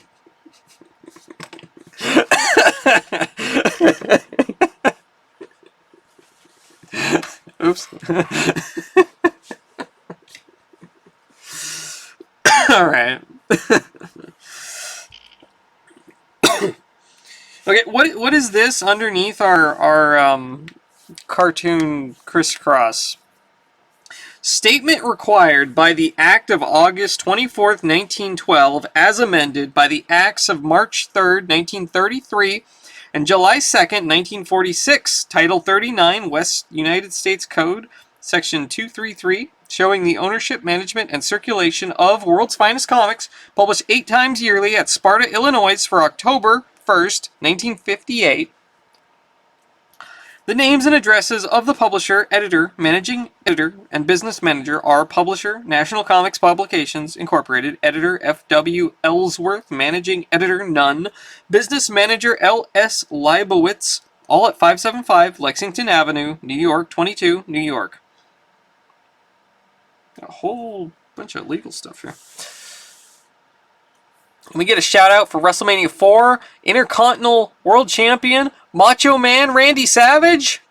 Shout out to WrestleMania 4 Intercontinental World Champion Macho Man, Randy Savage. Check out WrestleMania. They were playing No Game at WrestleMania. Thanks, Light Guts. There you go. The Magic card. Hi, everybody. What is a three-ring circus? What is this, a three-ring circus? What are you all doing? Hi, Pete. Looks like we finally figured out how this remote control gimmick works. This diagram really explains it. We're making a costume for the play next week. We found some swell designs in this book. How do I look? Real cool, huh? Boy, what a collection of records. Where'd you pick them up? Jazz? Beethoven piano? Concertos? Easy. Same place they got their books. At the library. With this little borrower's card, you can have all the advantages of the library and all the comforts of home. Published as a public service in cooperation with the National Social Welfare Assembly, coordinating Organization for National Health, Welfare, Recreation Agencies of the U.S. Wow, a library card is a magic card. We need a Macho Man emoji now. We need so many emojis, and I have not enough... Oh, we get a story now. Okay. I don't have enough slots. Flight at dawn. My co-pilot prodded me in the ribs. Enemy planes, 3 o'clock, he rasped. I glanced in the direction he indicated. Through the gray, wintry sky, a German patrol was knifing towards us. What are you going to do? My co-pilot asked in a voice thick with worry. We'd be overtaken for sure if we tried to make a run for it, I replied. And our machine guns couldn't hold off that bunch for long. Suddenly, the sun's dying rays picked out the answer to our dilemma. Do you see that cottony cloud formation ahead? I'm going to get lost in it. But this was only temporary safety at best. I knew as we dived and plunged into the vacuum of the thick clouds, the Germans would continue to press the hunt until we emerged, and then would shoot us down. Moments passed, and then, in disbelief, I blinked at the gaping hole in the clouds, for there, suddenly below, lay a small island off the Folden Fjord in northern Norway. Down we plummeted, expecting the fatal machine gun burst, screeching and skidding on the scrubby terrain until we stopped. Overhead, the enemy planes scoured the area, oblivious of our escape under the cloud umbrella. We'll wait until they've gone, then take off, I said cheerily. I'm afraid things aren't that bright, my co-pilot said. The impact of the landing broke our compass, and with night closing in, we'd have a rough job finding blacked-out England. And I wouldn't dare use the radio because the Jerrys would pick up our signals. I guess we'll have to sweat it out until morning. Sweat it out is hardly the appropriate phrase for a winter's night in northern Norway, broke in a strange voice. I turned. It was one of the 12 Norwegians from the underground whom we'd picked up at an isolated spot to be flown to London to work with the OSS. I would suggest, sir, that we all remain inside the plane and keep as warm as comfortable. He went on. Freezing temperatures are common this time of year. Back inside, we buttoned up the ship, and before long, the steady sounds of slumber of the crew and our passengers under one roof reminded me of the bachelor's office quarters back at Kelly Field. I dozed off. I woke up to the shaking of my co-pilot. Dawn was peeking through the plexiglass panes. The look on his face prompted me to ask, "What's the matter? What's wrong?" He flipped a finger toward the oil gauge. Look at that. It's down to 0. I clambered out of my seat and worked the .45 out of its holster. The spy's been at work. One of those 12 men we've been carrying is a Nazi spy, and he's sabotaged us. I'm going to get him before his pals come back to shoot us like fish in a barrel. How do you know which one he is? It isn't hard to figure out. Who told us about the freezing night and warned us to stay inside the plane? I snapped. I flung open the hatch and stepped out on the wing and dropped to the ground. The Norwegian obviously didn't see the .45 in my hand. "Good morning, sir." He greeted me. "I trust you slept well? I intended to call it to your attention, but when I saw you asleep, I assumed the responsibility of myself." "What did you do?" I roared. "Well, sir, it occurred to me that if the oil were left alone, it would congeal and gum up the engine. So I opened the petcocks and let the oil drain out onto the ground. There, you see all those black lumps? That's the oil. All that has to be done now is to melt them and filter the oil back." As we droned through the sky toward London, my co-pilot said, "The least you can do is buy him the best breakfast the Savoy can serve." "Roger," I said, "and I'm going to eat crow."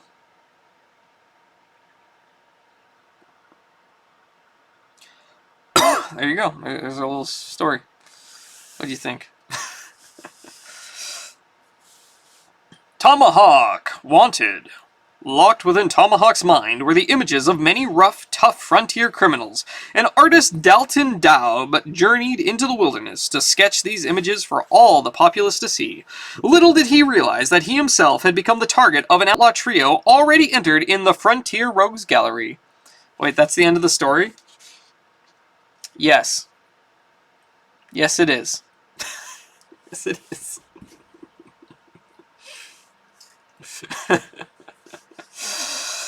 That's it. Early one morning, as Tomahawk and young Dan Hunter enter a backwoods settlement. "After a week of riding trail, it'll sure feel good to rest up a mite in town, Tomahawk." "Sure thing, Dan." "Aye, great thunder. Either my eyes playing tricks on me." "Oh, you're Pete Faraday, the hold-up man from Boston town." We get a Western now? Look at this. He's got so many different stories in one book. Shortly, as the pair brings the wanted man to the militia headquarters. "Ya ain't got nothing on me, Tomahawk. Why, you never even seen me before. What right you got calling me an outlaw?" "Plenty of right, Faraday. Your reputation has run along ahead of you. We've got some mighty accurate sketches of crooks like you, done by a crime-fighting artist back in Boston town." "Dalton Daub, that consarned creeter's been painting the boys right into the pokey." "Right. Thanks to artist Daub's pictures, you city thieves no longer find it easy to hide out in the backwoods. By the way, Tomahawk, this letter just came for you." "Thank you, Captain Hastings." "Why, it's from Dalton Daub himself." "Huh. That smart character will get his someday. Plenty of lads I know would risk their necks to finish him off." "What's wrong, Tomahawk? Has something happened to the artist?" "No, Dan, not yet. But Daub's heading west to see me. He figures I can describe outlaws in these parts, and he can draw them for identification elsewhere. Sure wish I'd known his plans. We could have escorted him here from Boston town. As Faraday says, the outlaws will shoot him on sight. Let's ride east and meet his wagon train, Dan." But the following morning, upon reaching their destination, "Consarn, Tomahawk, just last night, highwaymen rode up and cut Dalton Daub's little wagon right out of the train. We're too late. Got myself shot up a mite trying to stop them. They headed north up toward the Big Rock country." "Thank you, that's just where we'll head too." For 3 long hours, Tomahawk and Dan Hard ride their steeds northward. "Tracks are getting fresher, Dan. We can't be too far from the wagon now." Little do the famed frontiersmen realize what awaits them on the trailhead. "You spot something?" "Yeah, 2 riders. Lucky we decided to keep a close eye on our back trail." As the pair reaches the lookout tree, "What? Shadows?" "Right, Dan, we've been gopher trapped. Too late! They've got us! We've been gopher trapped. Oh no." Later, the captive buckskins are led to a mountain hideout where, "You wanted to find Daub, Tomahawk. Well, there he is. Go in and join him." "Yeah, we'll make sure it's a nice long visit by tying you up in a neat little bundle." After the outlaws have left. "Well, I hardly expected to meet you under these conditions, Dalton, but I'm glad to see you're still alive." "Only because they have need of my services, Tomahawk. Since I have worked closely with the Boston town militia, these rascals are trying to force me to sketch the faces of secret agents who roam the frontier. So they'll know whose way to keep out of, eh? Pretty cunning. Have you drawn any sketches yet?" "No, I haven't, Tomahawk, but they're insistent scoundrels. I don't know how much longer I can refuse." "Well, we'd better figure out a way to escape. Not a chance of breaking these bonds too well tied." But the outlaws were kind enough to leave us a candle, And that's as good as a knife, if put to proper use. Eh? What are you thinking of, Tomahawk? The idea is let the flame lick the knot a spell, long enough to weaken the strands. Easy, Tomahawk. One wrong move and you'll end up with a nasty hand burn. For 10 seconds, Tomahawk manipulates his hands over the flame, till finally, did it! I'll have you both free in a minute, then we can make a run for it. I'm afraid you'll have to count me out of that plan, Tomahawk. You see, I wrenched my ankle in a scuffle with the outlaws. Can't walk a step. Gosh, Tomahawk, if we try jumping them, there'll be 3 pistols against us. One of them is bound to get a shot at us. I know. Our problem is to make them empty their guns before we jump them. Impossible.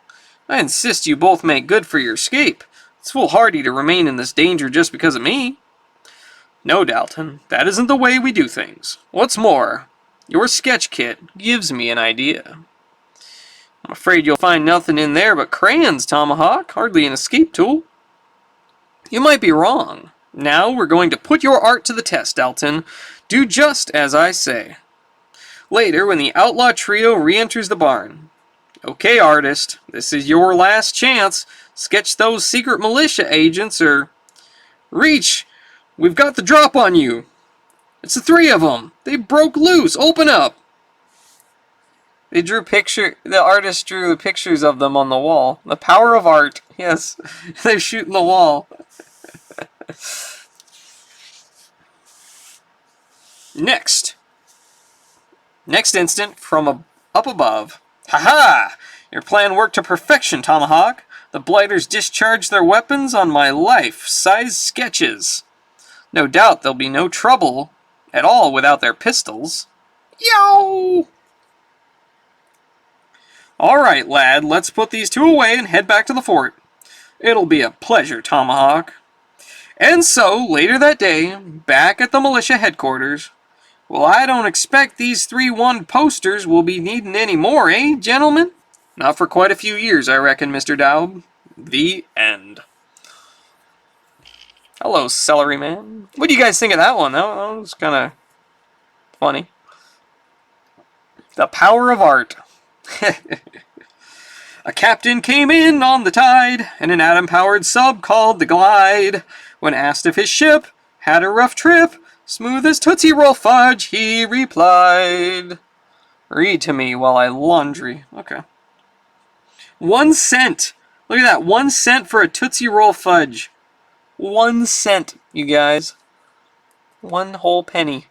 Land of Goshen, that Tomahawk feller sure is a smart feller. I wish my art was good enough to fool some guys into shooting a wall. Well, you could draw like a wolf man on the wall and they'd just totally freak out and be like, oh my god, it's a monster! And they'd shoot at it.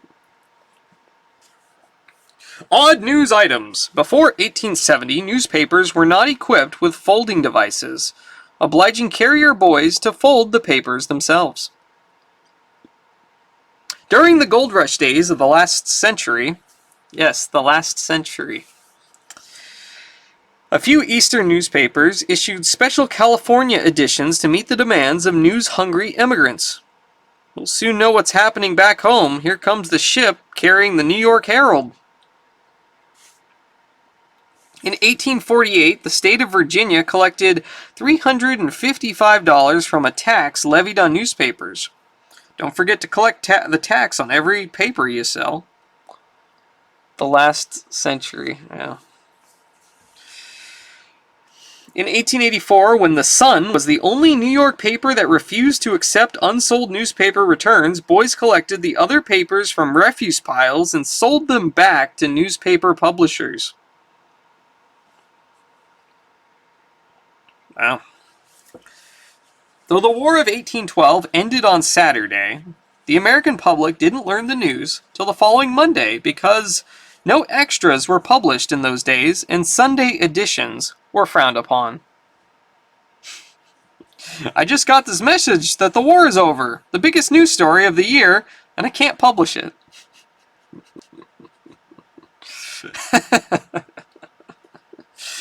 Isn't that great? I don't know if I can live in a world without my extras. Wow. Now, start collecting stamps. This new club way. Why are there so many book clubs, phonograph record clubs, gift clubs? Because people can make big savings by banding together in a club. Now here is a nationwide stamp collectors club. It brings you everything you need to plunge right into the world's #1 hobby, or to get more fun and value if you've already started. Read below. You know, I wondered what was the first big breaking story once extras became the norm? It's a good question. Free! This illustrated stamp album with stamps with spaces for more than 3,500 stamps. Pages for nearly every country, thousands of helpful illustrations. Yes, we'll send you this adventurer album and package of bonus stamps free to introduce you to the Lot of Stamps a Month Club. This album has thousands of pictures, spaces for over 3,500 stamps, useful ideas on how to collect stamps, and it's free on this amazing offer, along with a bonus package of stamps. Just send 10 cents for postage and handling to introduce you to a thrilling new way to enjoy stamp collecting. Stamp collecting opens up a world of fun. You see just about everything interesting that ever existed or happened: battles, kings, animals, monuments, transportation, colorfully pictured. You make friends with other collectors, you learn about the world, and you may stumble upon valuable stamps or build a collection which may be worth hundreds of dollars someday. How to get your free gift? Just mail coupon with only 10 cents for postage and handling. We'll send your album and bonus stamps right away. With it, we will send your first month's Lot of Stamps package, worth at least $2, with a bill for only $1.50. You will then be entitled to receive further monthly shipments of these bargains. You will also receive a packet of stamps free with every 4th monthly shipment. You can stop anytime you wish. Send coupon with only 10 cents to Lot of Stamps a Month Club, Department 9, NC2, Littleton, New Hampshire. Boys, girls, ask your parents if this isn't a great idea. Also free, this big packet of prize stamps from all over the world as an additional membership gift. Stamps from Guinea, Madagascar, Macau, from strange countries all over the world. The standard catalog price of this bonus packet is guaranteed to be more than $1.25. You gain all this as a member. No fees or dues to join. You are not obliged to take any set number of Lot of Stamp packets. You can quit any time you wish, but you enjoy all these benefits. You get the Adventurer album and bonus package of stamps free. Each month, for as long as you wish, you receive a big bargain package of colorful, exciting, valuable stamps from all over the world, guaranteed to be worth over $2 for only $1.50. The stamps will always be different from those you have previously received from the club, so you have no duplicate problems. Your collection grows bigger and more valuable fast. You never have to pay in advance. The cost is low and always the same. You don't need a lot of spending money to enjoy this. You also get a free package of stamps worth at least 50 cents with every 4th regular monthly shipment. Hundreds of dollars for stamps? Utter sassafras. Worth over $2. There you go. Do you want spending money? Sell these popular patriotic and religious mottos. Send us no money in advance. Just write and ask us to send you 40 of these beautiful glittering mottos which the public likes so well. Sell them easily and quickly to your friends and neighbors for only 35 cents each. At the end of 14 days, send back, if you wish, all mottos you have not sold, and send us only 25 cents for each you have sold. You keep all the rest of the money. If you sell 25, you keep $2.50. If you sell 30, you keep $3. If you sell all 40, you keep $4. Mother God took the sunshine from the skies and made the love light in your eyes. He gave you breath and with his love made yours divine. But best of all, he made you mine. Child's Prayer. Now I lay me down to sleep. I pray the Lord my soul to keep. If I should die before I wake, I pray the Lord my soul to take.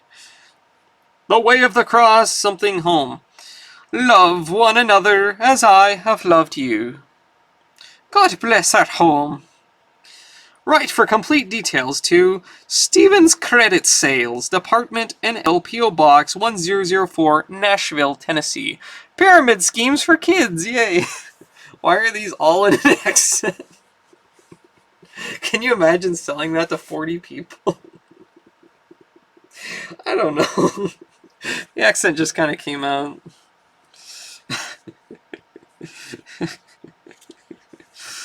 Oh my god, look, 150 Civil War soldiers for only $1.49. 2 complete armies, the blues and the grays.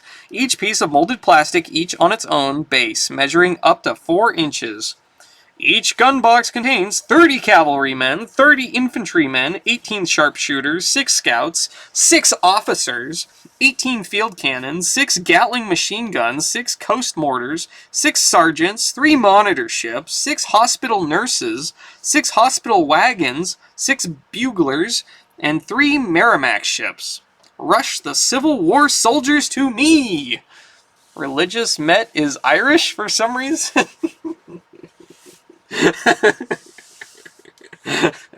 I mean, these could be an easy way to shill to the blind.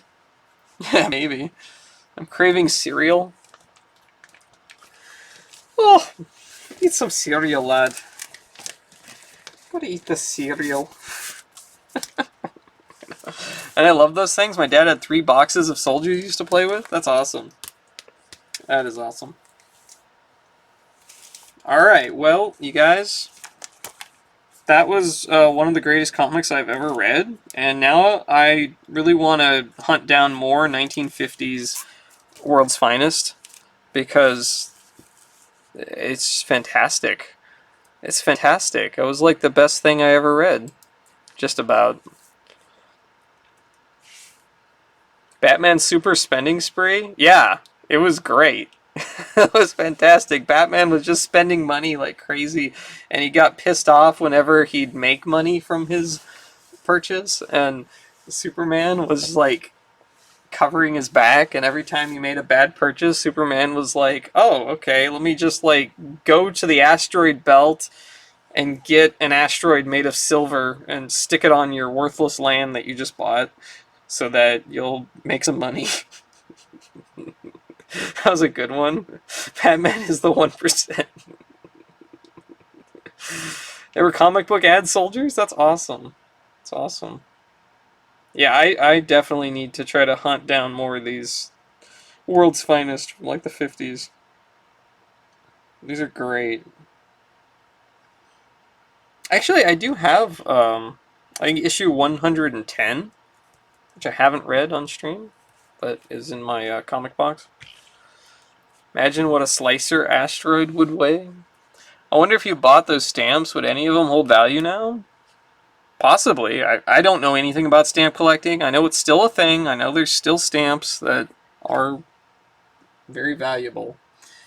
I know nothing about that, though. Probably like 20,000 pounds of silver. Yeah. Alright, well, I need to go, like, eat, and we're 3.5 hours now. So I think I'm going to cut it off here for today. And, yeah, I'm going to go eat and sleep, because I didn't really sleep. And I was up till like 7 in the morning streaming Warcraft 2. And then I barely slept. It'd have to be preserved well. Paper easily deteriorates over time. Too easy for moisture to get in. I mean, that's the same thing with comics. They got to be preserved well. They're all just paper. Yeah. This was great. This was great. This was like... I got this quite cheap too. This is at an auction. I think I got it for about $25 or something. It's pretty low condition. What did they grade it here? They graded it a 3.0. Okay. Fair enough. It's not trashed, but it's rough. It's good enough. Alrighty, well, let's go find someone to raid, I guess, since we'll end it here. Thank you for watching, everybody. Okay, Twitch logged me out, apparently. What? Why did Twitch log me out? Oh my god, how do I don't even... I need my authenticator app to... Okay, guys, give me a recommendation for someone to raid.